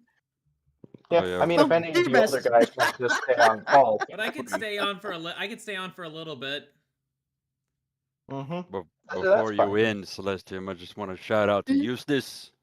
Eustace, Oh. you the man. DJ, you the man. Feeble, you the man. Yeah, Sky Bros community. Woo! Skybro, Red Veil, you the mans and womans. Goodness gracious, that's so funny. Alrighty, awesome. Thank you guys again. I hope you have a good night. God bless you, and we will see each other again soon. Take care. See you soon. And Bye bye. bye. See you soon. Right. Woman's gone. Alrighty. Let's see. I should be. I know I definitely have. I am waiting for El Raid to happen. I have a notification and Same everything. here. Yeah, I've not been Someone just rated gifted before, her a bunch especially. of subs. Mm-hmm. I've never been rated before, and I usually average about 5 viewers, so that's why I'm see. wanting She to has stay on call 150 with you people. something. You're gonna have a lot of number. 162. It is And gonna now be some number boost. now I'm at 1. Now I'm at 1. But on Kick I To be have fair- 2, but I'm still waiting. Yeah. I have Well, a to be feeling fair, a the lot of people who usually stick around. followers I had on Kick, I have a feeling some of them. I worry some of them might be bots.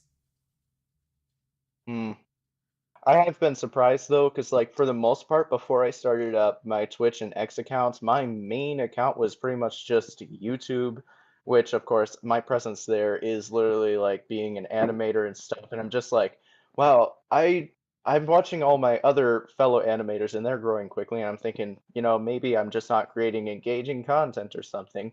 But then I hop on the different platforms, especially like X, And in X, just within the first few days, I get like 100+ people following me, and then I realize, maybe it isn't that I'm not engaging, it's just that the YouTube algorithm hates me. A lot of the things are algorithmized to be very, very restrictive in ways that make no logical sense. Like, you say you want to have engagement for money for ad revenue, and yet you restrict some of the most engaging stuff. Sometimes it's not even just against the narrative, but just because you want to push people who aren't popular, which is, again, a lot of what these sites do. They don't realize how bad it affects them. And, like, I'll say this, if Twitch stopped promoting certain people and started just pushing, like, gamers and chill streamers a lot more instead of the ones they have pushed, they might get more engagement and thus more ad revenue. In terms of people who are getting the engagement and shouldn't be, what are you talking about, that Hassan Piker? Oh boy. I could go off, but no, in the ring, Hassan's low-hanging fruit, and we know it. Oh, him and his uncle Cenk getting banned from the UK is fun. Yeah, I found that to be hilarious. I know. Like, apparently it came out on his stream, and then he just immediately announced, yeah, my visa got denied too. And I'm like,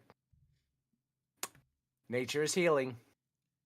It's ironic too, because it's the Labour Party. It's funny. I'm just surprised. I know. Yeah.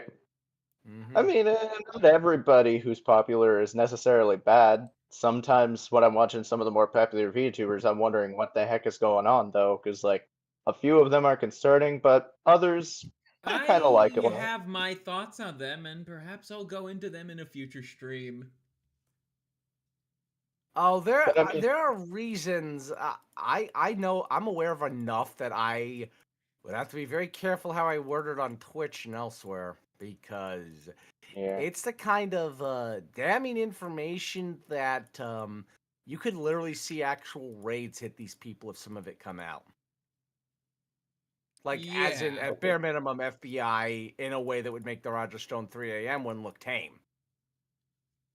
Oh. Yeah, you be careful about that. I forget. Yeah, no.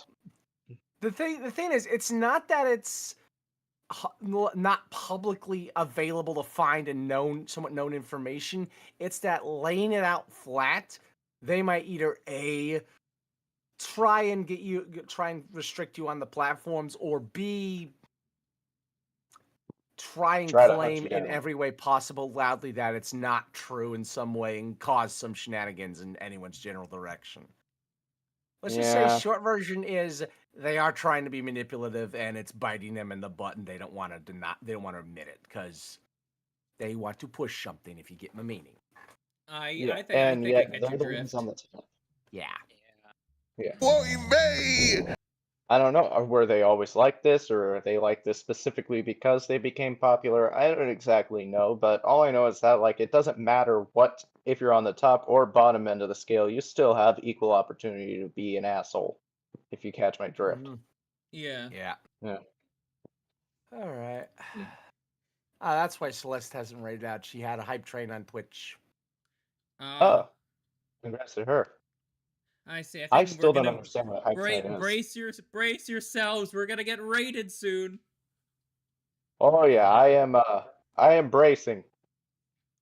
Yeah, no, it's just also like with my Twitch stuff, the fact that I have a smaller following, I'm not exactly surprised, because right now all I've been doing is because I work on a lot of art, and with animation right now I've got a few things going on, so I've mainly been streaming that, and I'm still trying to get a hang of being able to talk and stuff with the chat. Like, for one, they're smaller, so there isn't as much to say to them, but also it's kind of hard to realize that I am still talking to people, and I'm not just talking out loud to myself. So, yeah. Because usually it's way easier to hold a conversation when I can hear the other person talking, for some reason. As much as I actually want to keep chatting, as I might actually have to stop, get out the call, because I woke up with a fever, and my bowels deciding, we're doing liquid this day. Oh, Yeah. Oh, no. why? So that was I also annoying. put on a Hey, have a little good night. something Have a good night, for- Green Luck, if you got a dip. Ace, I know that's how talking works. But yeah, best of luck to you. I hope that you're feeling better soon. Take care of I'm your gonna be on a repo tomorrow, so I gotta DM Celeste and get the individual mods in her list unless someone else has them, so I can like upload them one at a time. I also Alright, put yeah. Apparently I something have to do on that. my stream, so they're not just looking at Minneapolis and us talking. You gotta perfect the YouTube algorithm by putting on something Oh, high Murderopolis, energy. you mean? Yeah. I don't know what to do. They 'Cause called right it that now, when I was a kid. That's how old the nickname is. Before anyone chites it, it's an old from the Twin Cities one. yeah, I might want to think of something engaging right now because with the way the stream is, I have you guys inside a cave. And J- I j- put on a just a little cave. clip of Alex Karp eating the frosting from cupcakes from the JD Vance show. I figured I should put something on. I should put something on for my viewers who require they can't look at the green park and reeds of Minneapolis. So I gave them more things to look at. Am I doing the YouTube algorithm thing correct? Where's the Subway Surfers gameplay? Oh, I fucking knew it. I mean, maybe I don't do fucking knew that. it. Oh, I think I know this I park. gotta think of something. I think I know this Gotta think of park. It something. used to be that beautiful. Yeah, I just I went don't on want I just saw a picture. I just decided to look at parks in Minneapolis, and that's the Oh. spot where all my guests are. That's where all my I guests just go got to. raided. Affix got the raid. Cream's probably gonna get his Hello, on. Raiders, everybody. next Oh boy, room. 142 people. Raiders! Hi, I do not have Welcome. alerts yet for a raid. Welcome. I keep. I got the raid too. Alrighty, friends. I'll chat with y'all soon. Yeah. Here All comes right. I Daredevil. hate to do this. I got a lot of need here to, come head out. daredevils. I'll catch you guys now. later. Sounds Catch good. you Feel later. better. Here comes Daredevil. Here comes Daredevil. Thank you for the follows. Here comes Daredevil. Oh my goodness. We just keep getting more and more Daredevils. How are you guys doing? Here Bean comes raid, Daredevil. bean raid. Here comes Daredevil. Welcome everyone. Here comes Daredevil. I'm seeing all the names flying by, all the Daredevils stopping by and becoming popsicle sticks. Let's see. Now I can actually pay attention to chat again. Here comes Daredevil. Here comes Daredevil. And thank you, Sky of Chroma. Here comes Daredevil. Thank you, Kalebon on Twitch. Thank you, Dunksty on Kick. Thank you, Gabriel on Kick. Thank you, Veswion Rinyal on Kick. Thank you, Jimothy Sticklepast on Kick. And thank Here you, comes Daredevil. Blade on Kick. Here comes Daredevil. Yeah. That was a really good stream, man. I thoroughly enjoyed my time on Celeste stream. It was fucking great. Kalebon, you're following everywhere. Here comes Daredevil. Alerts. Guilty Gear Strive announcer. You have an alert. Let's see. Darn, I can't fed post. What if I fed my cat? Good one, Gabe. Good one. But wait, there's more. Here comes Daredevil. Malachi 13. Thank you for the sub. Hello, fellow not federal agents. What? Cinevere. I see. I'd love to collab with Cinevere in the future. I think there'd be chaos in the streets after that. And now Rexus on YouTube says, "You're a black father, Scurvy." What the fuck are you talking about, Rexus? What are you talking about? I'm reading all the names. I'm reading all the names in chat. I'm trying to be a good stream father. Cream left for milk and came back after 18 years. I felt abandoned, says Henoch on YouTube. A chemical one. Okay. We settle down, Kick Chat, settle down. No Fed posting in here. Last thing I'd want to talk to is the FBI. One of the most illegal things of firearms for maximum illegality, of course. I just in Minecraft, in Roblox, in Deadlock, I guess. Man, that was a really fun stream. Definitely some things I wish I obviously I had to keep things at level 1. It's like, yeah, but even level 1 Kreemsicle can be pretty crazy. But but on here on YouTube, I do have to keep things around like what level 4 at the highest, because I'm on Twitch. Twitch is not exactly a fan of the hardcore noticing I do. So I have to keep it a bit more on the down low. But every now and then, of course, things will slip intentionally. And yeah. That's where all the fun begins. And then like if I'm on like just like Kick or X, I also stream on X too. Give me a follow there if you like based takes. Actually based takes.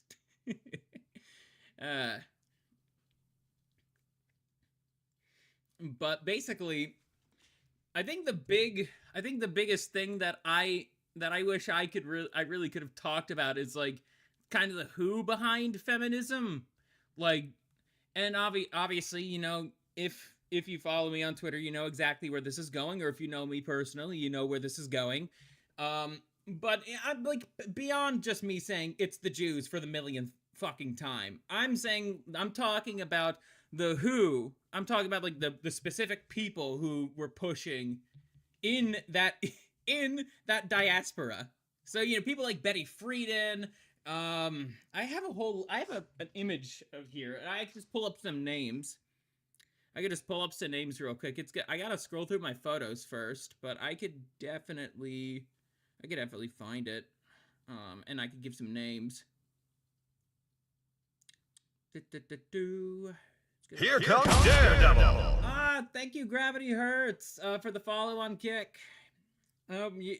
You are now a popsicle stick. Okay, here we have the list.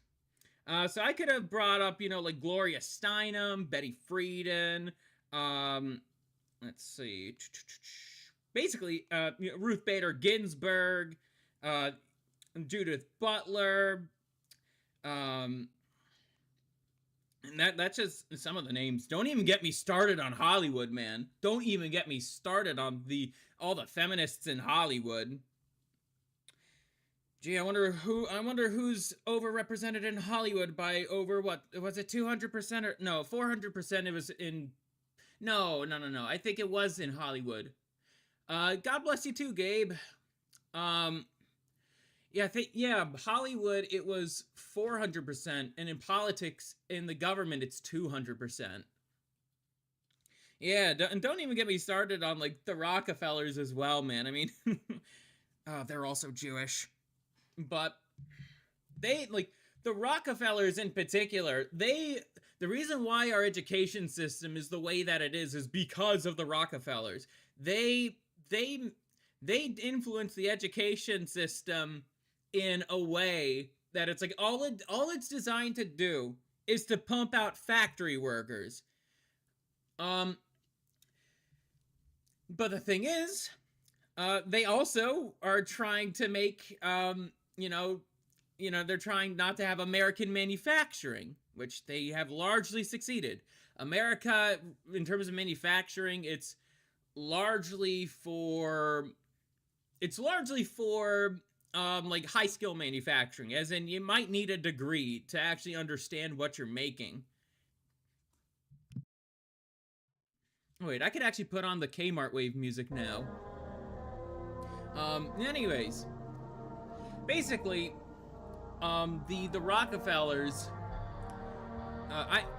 They're not affected by any of this. They have enough generational wealth to last them even more generations than we could possibly think of. That's how, again, they own all the money. Yeah, and Andrew Carnegie doing early life check. I knew it. Irish every fucking time. Yeah, Andrew Carnegie. Let's look him up. Andrew. Scottish American industrialist and philanthropist.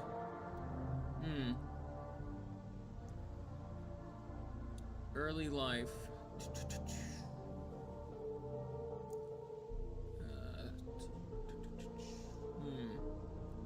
Yeah, they're trying to edit a lot of the early life stuff on Wikipedia.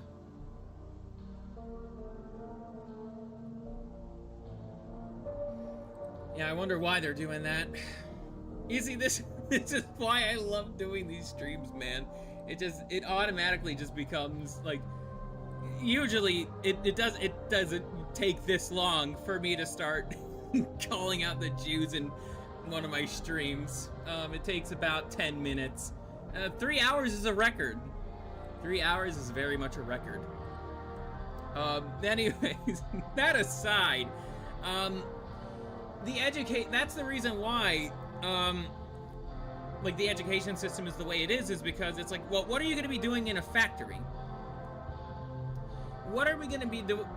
What is the average low-skill manufacturer going to be doing?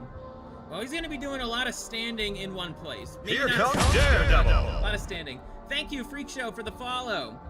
On Kick. You're going to be standing around not doing much. That's why they have you sit in one spot for hours at a time. It's to kind of replicate that, and at least it's better than standing all day. That's probably what the defenders of the public education system would say. But men, we do not like sitting down in areas like in just learning things that don't interest us for hours at a time. We are not fit for that. We like to move around. There's a reason why, so many people, I think, are misdiagnosed with, like, ADHD and stuff like that. Like, it was a real phenomenon that was going on with, I think it was full-on corruption in the pharmaceutical industry as to why they were trying to push Ritalin on like, everyone, especially boys. Ritalin or Adderall, which Adderall, mind you, is of a similar chemical compound to methamphetamine. Meth and fucking amphetamine. We're giving kids something dangerously close to meth because boys like to run around. And there are side effects for getting off Ritalin and Adderall for, if you were on that shit for years, right? There are legitimate medical consequences for doing that. You will most likely actually develop ADHD when you get off those medications. Like, after taking them for a long period of time. That guy mentioned what he was given. I see, Dusty, I see. Yeah, that shit gets stored in your fat, says Henoch on YouTube. Yeah, that's also true. Very much true. But yeah, it's like not to mention the fact that over-medication is a massive issue in America. Yeah, like again, who runs the pharmaceutical industry? I wonder. Gee, I wonder who runs the pharmaceutical industry. And yes, I have I can very much pull up some infographics here, but unfortunately I don't have them on my phone. But I could definitely find some. There is the pharmaceutical industry is overwhelmingly Jewish. Fun fact, the CEO of Pfizer could not board on a flight because he didn't take his own fucking poison. Yeah, take that for what you will. Yeah, the Sacklers are Wackler. But basically, going back to feminism here, one of these days, I might actually do, like, a read-through of The Feminine Mystique, like, that awful fucking book. Those darn tiny hats. Yep. But that book was kind of the cornerstone for second wave feminism. That's basically the whole thing of why, it is a cause of the workforce being doubled. Nobody actually wants to talk about the consequences of the workforce being doubled. And there are real consequences. I mean, one, let's see. Let's run down. I'm already getting in my own head on this. That's the reason why I didn't. It's because I usually like to have a drink when I do yapping streams like this. But I'm not drinking tonight. But basically, the immediate consequences of the economy doubling its workforce is inflation. That is one of the most immediate things. Like numbers go. Yeah, the boomers who worship GDP are like, oh yeah, numbers go up. Well, hey, you jackass, numbers for everything else go up too. That means the price, cost of living goes up. And the thing is, since we are talking about women here, women do not, they say it all the time. Women want to date a guy who makes more money than they do. That is a fact. And that is one of the most basic things you could learn when you get red-pilled about women and dating. It's like, yeah, shocker, women like men who provide. Like that's simple, but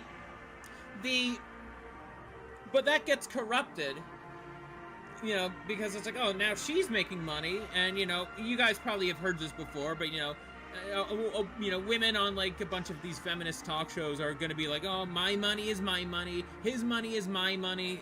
It's just like, well, you dumb broad, why are you making money if you're also gonna try to mooch off his? Yeah, that was a fucking mistake right there.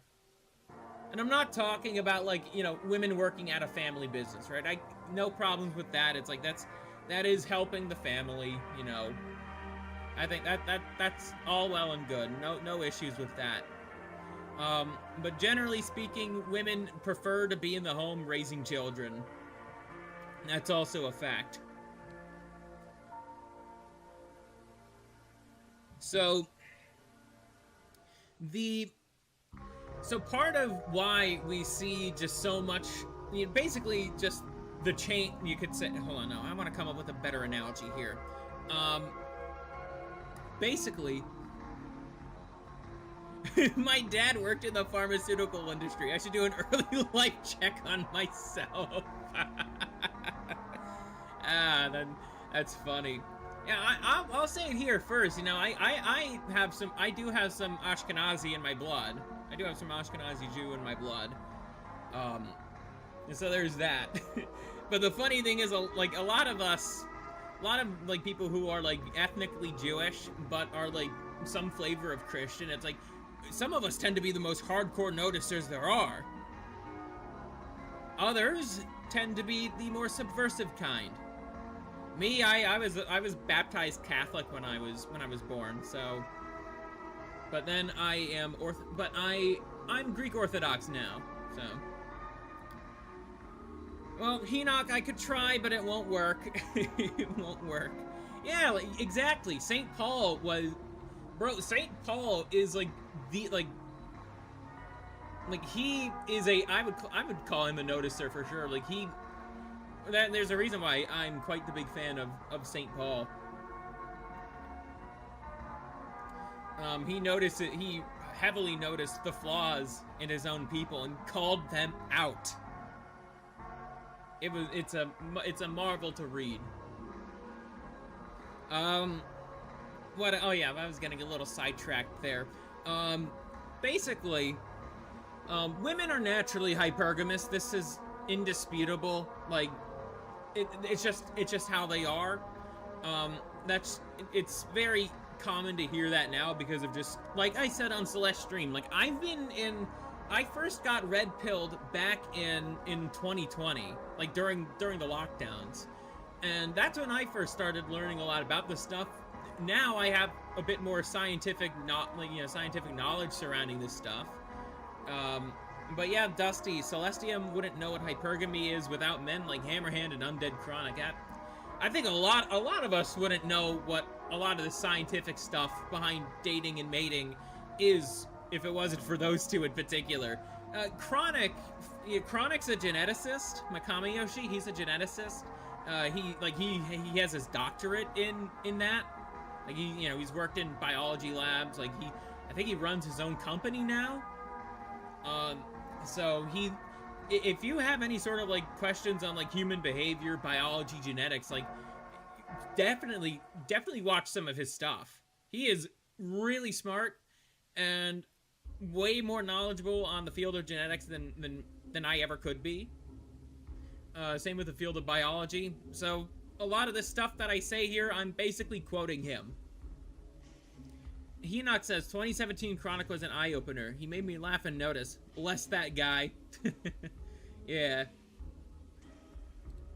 Lord have mercy on Chronic, man. But basically what I was getting back at is when you start when women start entering the workforce, that kind of fucks with hypergamy. So stopping by from Celestium Stream to say hello. I got some food I haven't eaten today and I'm getting a headache. Well, thank you for stopping by, Malachi. Thank you for I know you followed me or gave me a sub as well, so I appreciate that. God bless you, man. Go eat. Don't worry about what the horse orange is talking about. Go eat.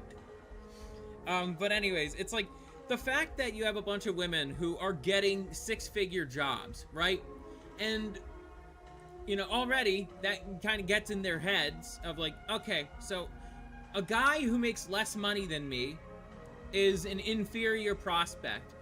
Because again, it goes, they're thinking about in their lizard brain, you could say, they are thinking about who can provide for me. They're not really thinking about how they're able to provide for themselves on that level. They are thinking when they see a guy who's working a respectable profession, making like 5 figures a year, it could even be something like 90K. And it's like, this would still happen. Basically, it's like, yeah, no, he might have all these other qualities, but he's not making more than me. And it's like, that is something that women do want out of a man. They want to make more money than she does. But the thing is, it's like, well, this is where we start to get into the employment problem. We start getting, well, you're kind of in the positions, ladies. You're kind of in the positions that actually allow us to make the money you want to have. I'm okay with women wanting to work, but they need to be taught the trade-offs before they go all in on that lifestyle, rather than people not being raised to be aware of trade-offs. Yeah, Malachi, for a general thing I fucking hate about our society is nobody's taught trade-offs. Like, you cannot have everything. You just cannot have everything. I think Tucker said they're looking for dudes who make 1.5 times as much as them. Yeah. Tucker Carlson, I assume, right? Yeah. Opportunity costs come for everyone. Yeah. But generally speaking, in terms of like dating stuff, it's like, yeah, what Dunksty said on Kick. But the thing is that the ladies are in the positions that pay 6 figures. And that kind of creates a bit of a kerfuffle. It's like, clearly you want to be provided for, but you also think you're deserving of that 6-figure job because you have a little degree, a piece of paper that says that you're capable of doing that. But yeah, this is why I hate DEI hiring. Meanwhile, I'm here with a fucking master's degree, and nobody wants to hire me. And I'm more than happy to prove myself. Yeah, exactly. But Black, it's no long, because of how whack hypergamy is, It's no longer 666 Devil Chad, it's 777 Angel Chad. And I think 777 Angel Chad might be replaced with 888 Cthulhu Chad in a couple of years. I'm largely joking, but there is truth to the joke. My priest made and probably still makes less than his wife, but being in charge of 3 parishes is a high status position, so it still works out. Yeah, then again, there is things like religion, right? That can be an equalizer. It just it just depends on, well, also, yeah, what the faith is and and in Christianity, what the denomination is. Pot of greed. And then Dunksty said Minotaur Chad. Oh, don't get me started on the sexual fantasies women have. It's nuts. And like what I said earlier, and this is something that I get shit on every time I talk about this, but it's like, you know, I'm a virgin guy myself. I've had many opportunities to lose it. I'm glad that I never took any of those opportunities. I don't want to get a false grape accusation. I don't want to get one of those. And then that's a whole court, and that would be a whole court case, and I don't have time for that, and it would basically ruin my life, all because I decided to think with the orange straw. The Tropicana orange straw. Anyways, I gotta get a sip of water real quick. It's not real milk. Yeah, good one, Dunksty. Good one. Is Rexus having a stroke? Rexus is just spurging out Malachi. He likes to do this every now and then. Just ignore him. He's spurging out. But basically, yeah, he's speaking gibberish. Yeah, Rexus likes to do that. But basically, what I was getting at earlier, right? I think... Okay, I gotta recollect my thoughts again.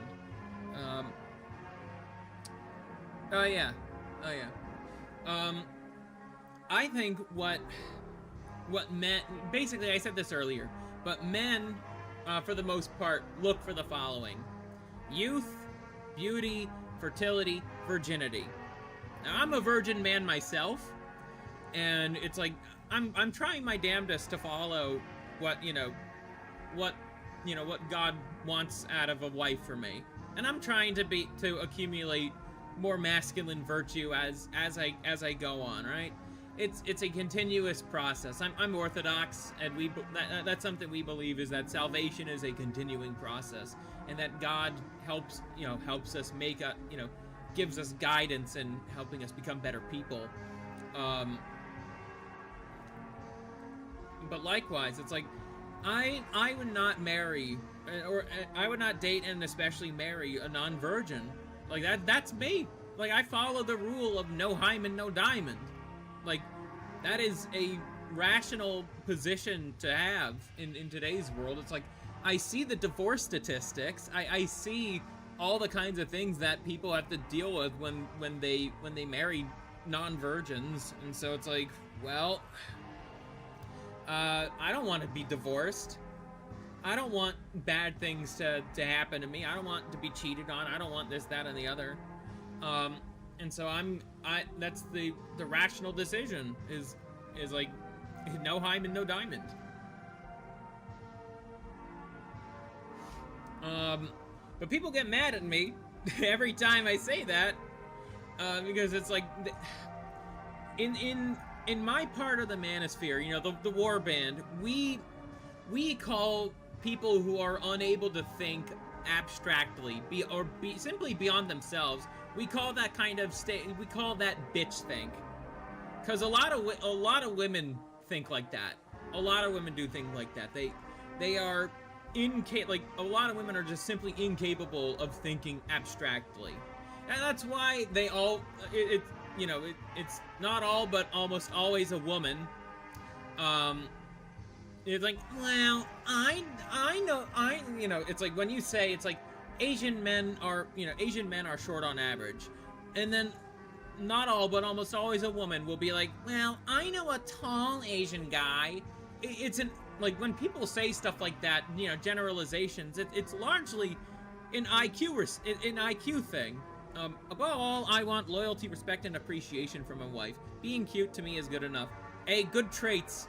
I was just talking with what I was saying before. That was just the bare minimum in terms of personality. Well, we could take a read at Proverbs. There's the term Proverbs wife for a reason. There's a reason why that's a thing. It's like because that chapter in Proverbs lies out as, hold on, I'm mincing my words here. That chapter in particular is a great outline for the traits a wife should strive to be. A lot of modern women have deeply injecting with the plague of modern self-centeredness. Yep, and we just kind of allow it. We just allow women to be delusional and have all these high standards when they themselves are just like, I'm gonna be a little bit nicer than I usually am. We'll say they're 5s on a good day.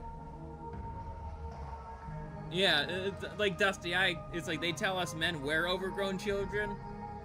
Yeah, these 5s on a good day with the thinking process of a teenager are calling men who are doing well in life and who actually have standards, ethics, morals, and principles, overgrown children. Yeah. So I remember seeing something, I think I was responding to somebody on Twitch about, like I saw somebody mention Peter Pan syndrome, and it's just like, well, I don't consider MGTOW men to be like Peter Pan, because to be MGTOW, you had to have been fucked over by the system. That's kind of a prerequisite. It's like you can't really go MGTOW without that. A lot of the guys who started that were brutally thrashed around in divorce court, and it's like they like to keep, and however, through resilience and prayer, a lot of these guys are Christian, the MGTOW types. They are some of the only good people left in the manosphere. And I've said in the past that a lot of it is rotted. You could thank the Homath is one of the good ones. Homath is one of the good ones you should follow and listen to. Very smart guy. But a lot of the people who actually started the manosphere people. P.S. I'm being made a catechumen on the 7th. God be praised, man. God be praised. I'm happy that you're joining the Orthodox Church. I assume you're joining the Orthodox Church, right? Yeah, that's good shit, man. That's good shit. That's awesome. Praise be to God. But basically, what I was getting at earlier, it's like these guys have been through hell, and they've been through brutal custody battles. They've been through the just completely unfair child support and alimony payments. And a fun fact about child support. Oh, Terrence Pop, I know him. He good guy. I know. So, what was I saying? I need more water. But basically, with thank you for getting me back on track, Raisin. The child support money and alimony money, a good percentage of that goes to the state. It doesn't all go to the kids. And if it does, and somehow if the money does, if the state doesn't, take a crazy amount of it, basically, then it's the mom who spends the money that's meant for the kids. Like, you don't need me to talk about it. It's a real phenomenon. Like, people document themselves buying things that should really be going towards their children, because they possess low IQ and low impulse control. I mean, then again, the two go hand in hand. The state takes like, I think it's like 30-something%, but it's a hefty percent. And what the state uses that money for is to keep this plantation-like system going. There's a reason why a lot of the MGTOW guys will call marriage the plantation. And yeah, a lot of secular marriage is wholeheartedly a plantation. There's a reason, like, I've even told my priest this. It's like when it comes to marriage, it's just like, I'd like to not have to go through the state.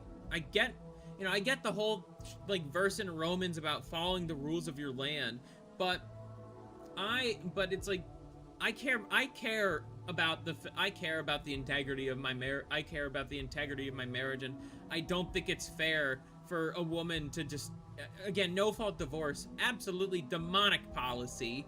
Thank you, I think, yeah, that was Reagan. Thank you, Ronald Reagan, for implementing the nuclear bomb.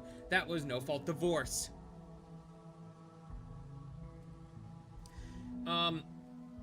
Really, there's only one state in the U.S. that doesn't have it, and it's mine. It's the one that I'm in.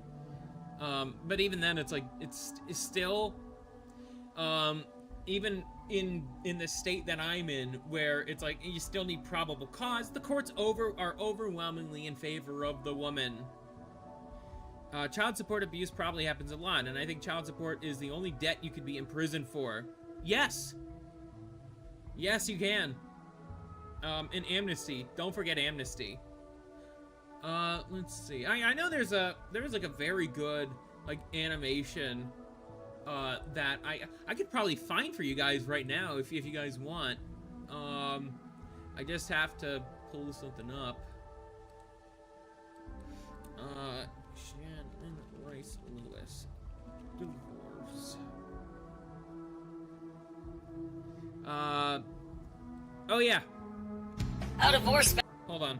Sorry. Let me get this video up. I think it's gonna be, you guys are gonna learn quite a lot if you guys can handle a bit of a voice changed voice. So let me get that open for you guys real quick. So you guys are gonna learn how gonna learn how divorced men will eventually become broke. Now, granted, there have been plenty of instances of guys who go through these, who go through this hardship and do recover. Men are pretty resilient people, I'd say. At least Reagan admitted he was wrong and wished he had never done it. Turns out he had been lied to with bogus statistics. How often do policymakers ever admit fault? Rarely ever. Feel like our current president could be doing that, especially with all the money he sends to Israel. But anyways, let's get started. How divorced men eventually go broke. So Mr. Blue Pill here marries some chick thinking he's gonna get everlasting access to sex for a lifetime. But guess what? He finds out a few months into the marriage, that's not how it works. She makes sex incredibly scarce for him, until there's like none at all. So Mr. Blue Pill keeps working at his job. Yep. The issue of sexless marriages, you guys know what I'm talking about, right? You guys know? Basically where the guy basically is just like, we do have that need. Excuse me. We do have that need. We have, it's a good thing for wives to have sex with their husbands. St. John Chrysostom actually talks about, it's like, oh, no, you are not going to have a sexless marriage. If you are going to abstain from sex, you have better talk with your spouse about that. That he was right in the sense that sexless marriages destroy the marriage. And this is hundreds of years ago he wrote about this. It's like, no, we do not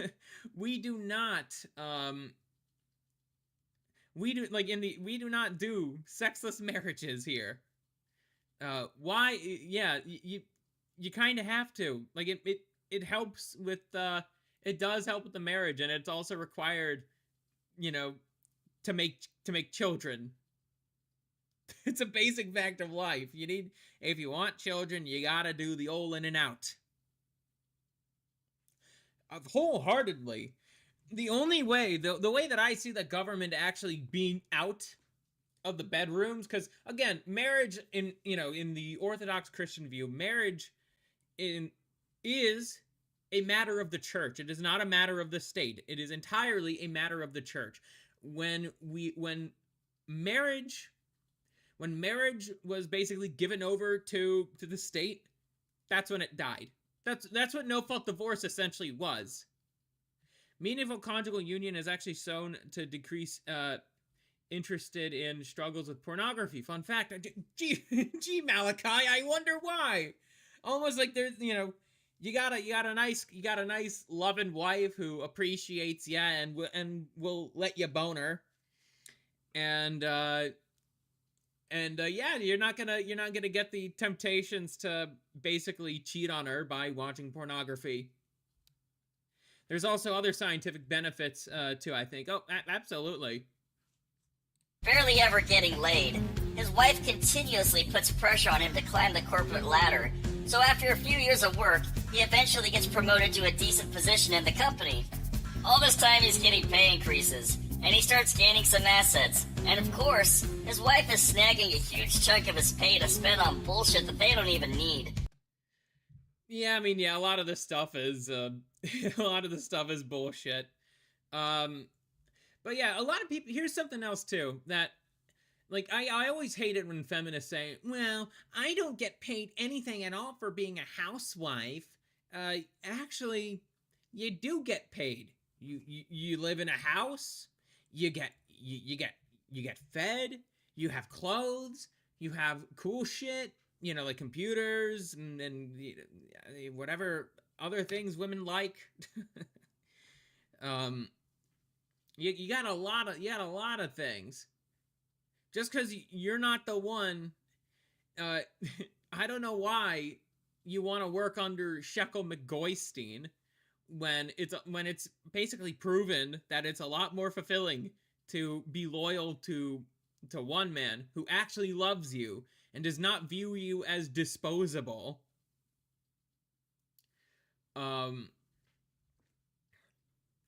And you have a family with him. All the legal aspects of marriage should be separated into separate civil unions and leave marriage to cultural institutions. Yeah, I could see that. I have a feeling, if a woman start in that system, I think I've talked about that before in the past, like on my previous channel. I think, if we had the whole like marriage and civil union thing, right? I have a feeling a lot of women would try to push for, civil union so they could maybe try to rake men over the coals in divorce. I have a feeling a lot of men are going to be like, nah, I don't. We're over. I want to get married. I don't want to be in a union. That's probably what's gonna happen. Then, one day, his wife gets pissed for the stupidest reason, and the fight escalates to some serious shit. Everyday fights and arguments are happening, and then boom, she has enough of his crap, and oh, something else too. I should let you guys know. I'm not a MGTOW. I very much want to be married and have kids. But I am very empathetic and sympathetic to the MGTOW position, and I agree with a lot of their points, because a lot of their points are based in reality. oh god, the dreaded divorce papers. She kicks his ass out and he's gotta... Yeah, absolutely. That's like the most glaring red flag I could think of in that kind of system. It's like, if she wants a civil union, nope, get the fuck out of that relationship. You're better let some other sucker deal with that. Stay with his parents during this whole ordeal. Both parties are pissed at each other, so they both hire big-name attorneys to duke it out in divorce court. $900 a freaking hour. Holy shit. and this sucker is stuck paying both parties' bill because she's just a homemaker. So the law firm does some research on our client here. They look up his bank accounts, his assets, his car's value, everything. The lawyers want to drag this divorce case on as long as they can so they can clean him out. Every time these guys make a 2-minute phone call, they round it up to the full hour, so it's $900 for a 2-minute freaking phone call. The case drags Talk about a fucking ripoff. on for a few years. The lawyer bills keep going up while his bank account balance shrinks. The pain of having to write these guys a $10,000 check for one full day in court. So the lawyer bills keep going up. Mr. Blue Pill has to sell off his car to keep up with the fees. And right when the case looks like it's gonna finally close, boom, the lawyers restart the fire on purpose. They make up lies about each other and spread the fake gossip to keep them pissed off at each other for a longer period. Yeah, this is especially true when kids are in the equation. That's especially true when kids are in the equation, especially when there's a very nasty custody battle.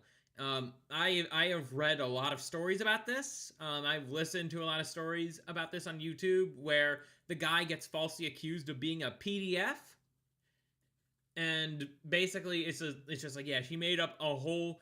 She basically called him one of the worst things in the book, just so she can have custody of the kids. I'm of the belief that women I know have rarely and have conversed with online have really started to come around on some of these issues men bring up after I show them what happened in states that have mandated 50-50 custody. Divorce dropped by 25% in a matter of years. I see. Interesting. I know divorce has gone up a little bit in recent years. I know that. Oh wait, no, I think it's the. Yeah, no. It's actually the divorces themselves have gone down, but the rate at which women initiate divorce has actually gone up. It was 70%. I think it's more like 80% now. And yeah, the kids have become hostages. Yep, that's what happens. And the kids who go through these brutal custody battles, and when they tell their stories online when they're adults, it's like that's how they felt. They felt like hostages. In the specific states. Okay. Period of time. So what these slick lawyers do is they keep bringing new evidence to the case. They present new stories to the judge. He said, she said. The lawyers. If you're in a divorce court hearing and if you have a female judge, you are fucked. You are fucked. She is, again, this is something with female nature of. Again, it's GSR, gossip, shaming, rallying. This is the rallying part of GSR. She will side with her over you, the man, because she's a woman, because the judge is a woman. Will intentionally cancel the court hearings, delaying the case. They revise their depositions, add in new stuff, subtract other stuff. They will spend 2 full minutes doing research and round up to the full hour, costing this sucker another few $1,000 times 2. The lawyers intentionally drag on the case to milk Mr. Blue Catch you later, Malachi. Pill dry. If both. Yeah, it's a very good thing to have temperance in your life. That helps you prevents you from going down some pretty nasty rabbit holes, like what Green Luck was talking about earlier. It's important to have temperance, man. I'm glad Green Luck's doing okay now. I'm glad he's out of that trap. Both parties remain mad at each other. The case can drag on, and the law firm keeps getting richer until one day, Mr. Blue Pill's balance is only down to a few bucks in the bank. The lawyers see this and will finally wrap up the case after 5 years. There's no more money to suck out from him, and guess who's broke? He's lost everything. He lost his house, his assets, his life savings. All that he has left is his job. The one thing they did not take from him because, well, you gotta have a way to pay for that alimony. Right? Yep. Though that wasn't... I don't think that was quite it. I think I might have had to... Okay, child's... Let's see.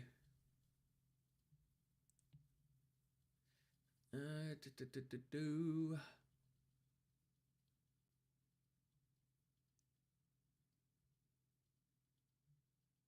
Hmm.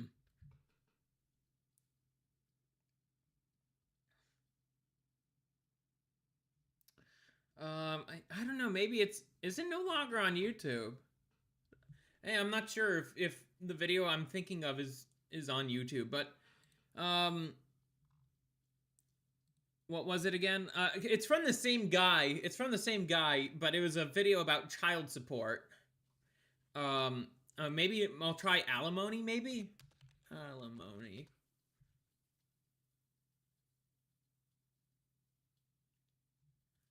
No, I can't seem to find it. Maybe that was the video. Maybe that was it. Anyways, I'm gonna put the Kmart wave back on.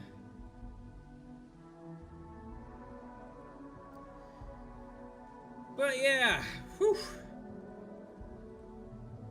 Now you see why I like to have booze in my system when I do this stuff. I tend to be a bit more focused and less in my head. But anyways, there is going to be. I feel like people are starting to recognize. I know the perfect way we'll conclude this. I know the perfect way to conclude this. So ultimately, we are starting to see a lot more people come around to actually supporting men, right? That is a good thing. But I'm not sure they're entirely ready to understand what's needed to happen. What's needing to happen to actually achieve that.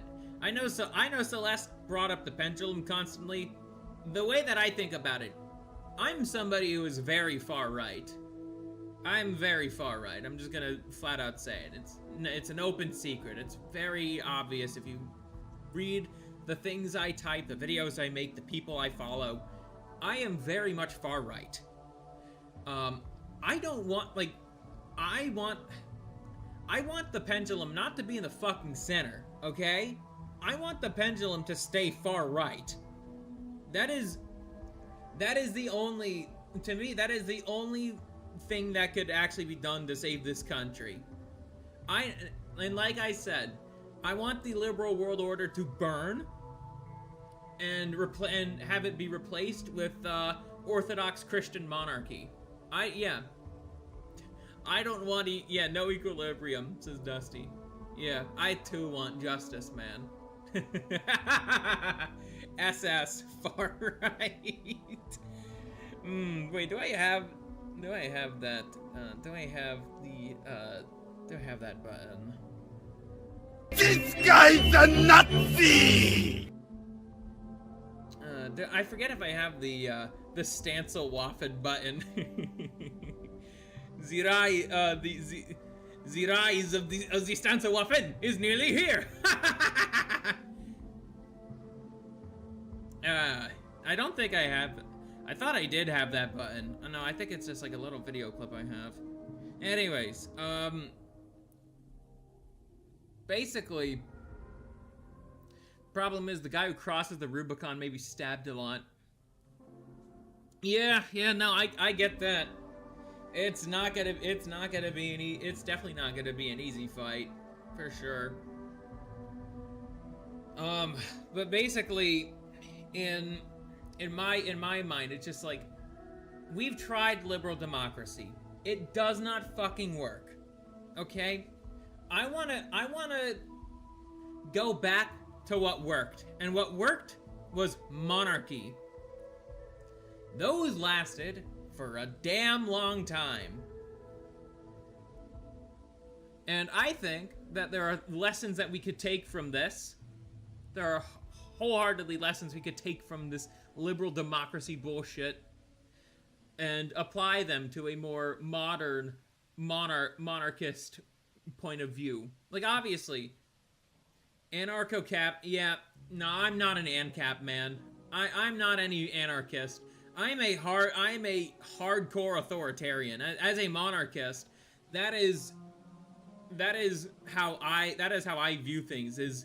I'm a hardcore authoritarian, and in terms of economics, I'm a feudalist. I think land is the most valuable thing in the planet because land allows you to do a lot of things on it. You could farm on it. You could obviously build a house, start a family there. It's like the things you could do with land is astounding when you really think about it and look into it. Land will always be valuable, no matter what economic system you're in, whether communism, capitalism, or anything in between. Land will always have value. It's just the nature of it. We don't want to be out in the cold and starving. And the way that I think of it, both communism and capitalism end up in the same fucking problem. People cannot get land. Price and cost of living goes up to astronomical levels, and populations collapse. Didn't happen under feudalist systems. And I'm not saying it's like, oh, currency is entirely based on land. There would still be a currency. It would not be a bullshit fiat currency though. But I'm not all that versed in economics. That is something I plan on reading a lot more about. But yes, Raisin, you are 100% correct. That land is the real wealth. You know, and it did happen. It was from wells being poisoned and grain tainted.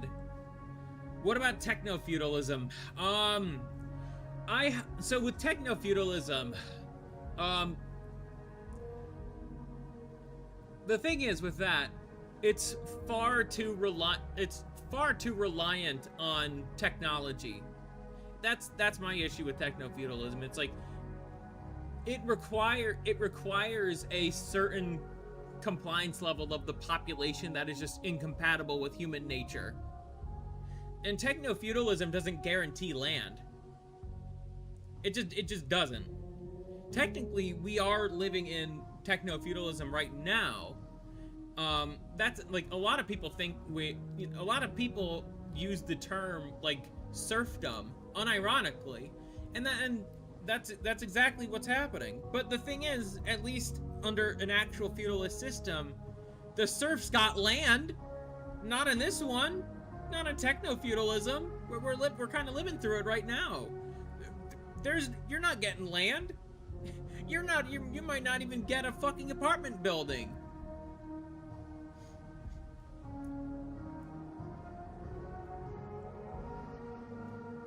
Yeah, Broken Rune calls what Teal and Elon want in techno-feudalism. Yeah, Broken Rune's correct. Elon... Yeah, I'm not getting a fucking chip in my brain. No.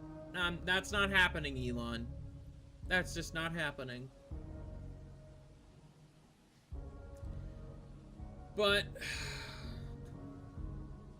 yeah, techno-feudalism is essentially you will own nothing and be happy. That's what that is.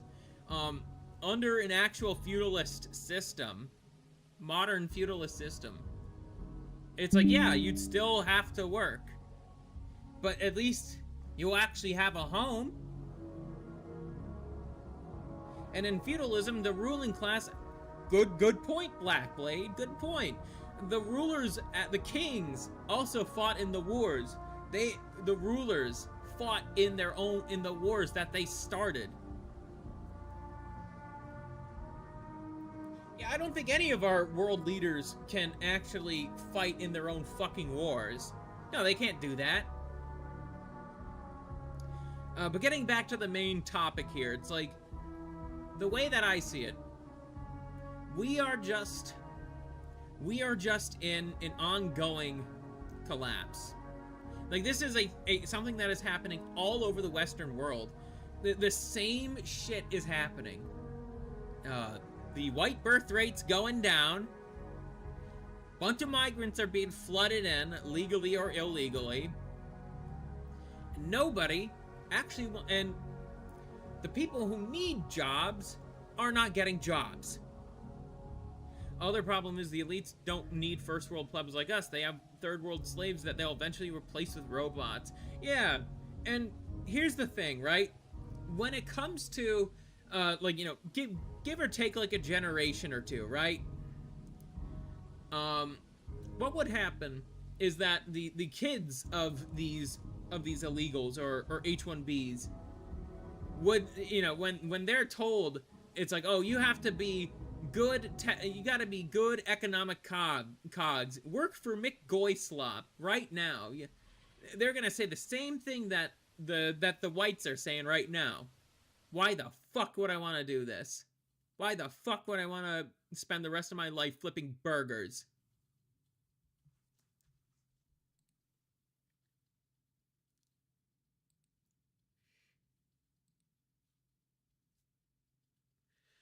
Oh man, I could go on this rant for hours. And I have done that in the past and will do so in the future, but I think I'm gonna get to playing some Deadlock here. Again, thank you, Celeste, for the raid on Kick. I'm glad that I have more actual followers on Kick now, and it seems like I already like you guys already. I hope you guys will become regulars. I think I'd be so grateful for that. But alas, I am getting really thirsty here. I need to get a refill of water, and I think I'm probably just gonna spend the rest of the night playing Deadlock. But don't worry, there's gonna be a stream tomorrow. I'm gonna tell you guys the schedule. Let's see, I just gotta scroll down a little bit.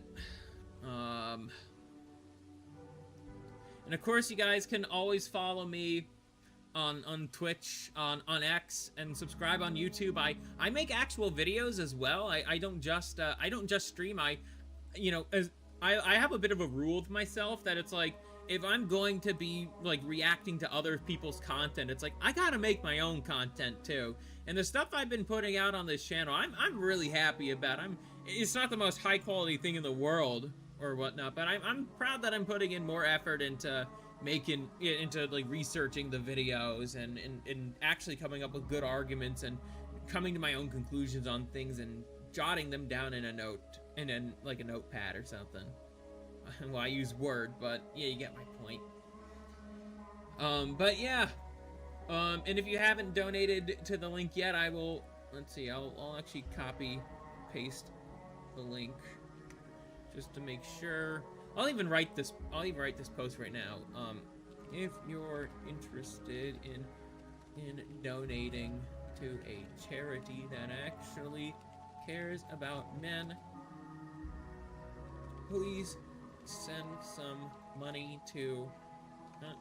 So I'll just tag Celeste's thing. There we go. We made half the money in a single day, and glory be to God for that. Glory be to God. But anyways, oh yeah, I was gonna go over the schedule. Let me just pull that up real quick. So, tomorrow, I got a little surprise. Coming on Tuesday, so subscribe to my YouTube channel for that. It is Kreemsicle VT. I will even send you the link of the channel on my Kick so you guys can subscribe.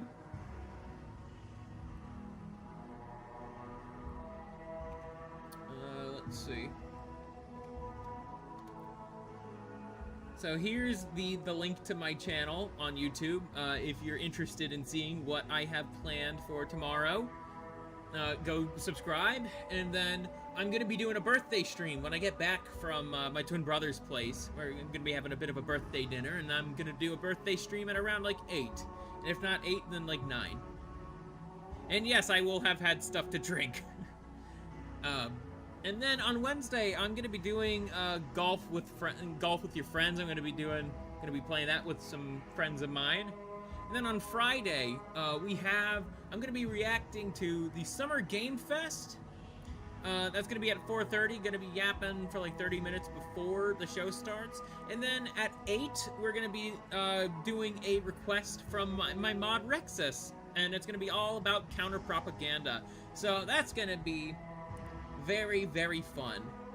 It's Horse Bonanza is quite the week, but alas, I will see y'all in terms of live streams. I will see y'all tomorrow at like 8. I am gonna go play some Deadlock. Have a good night and God bless.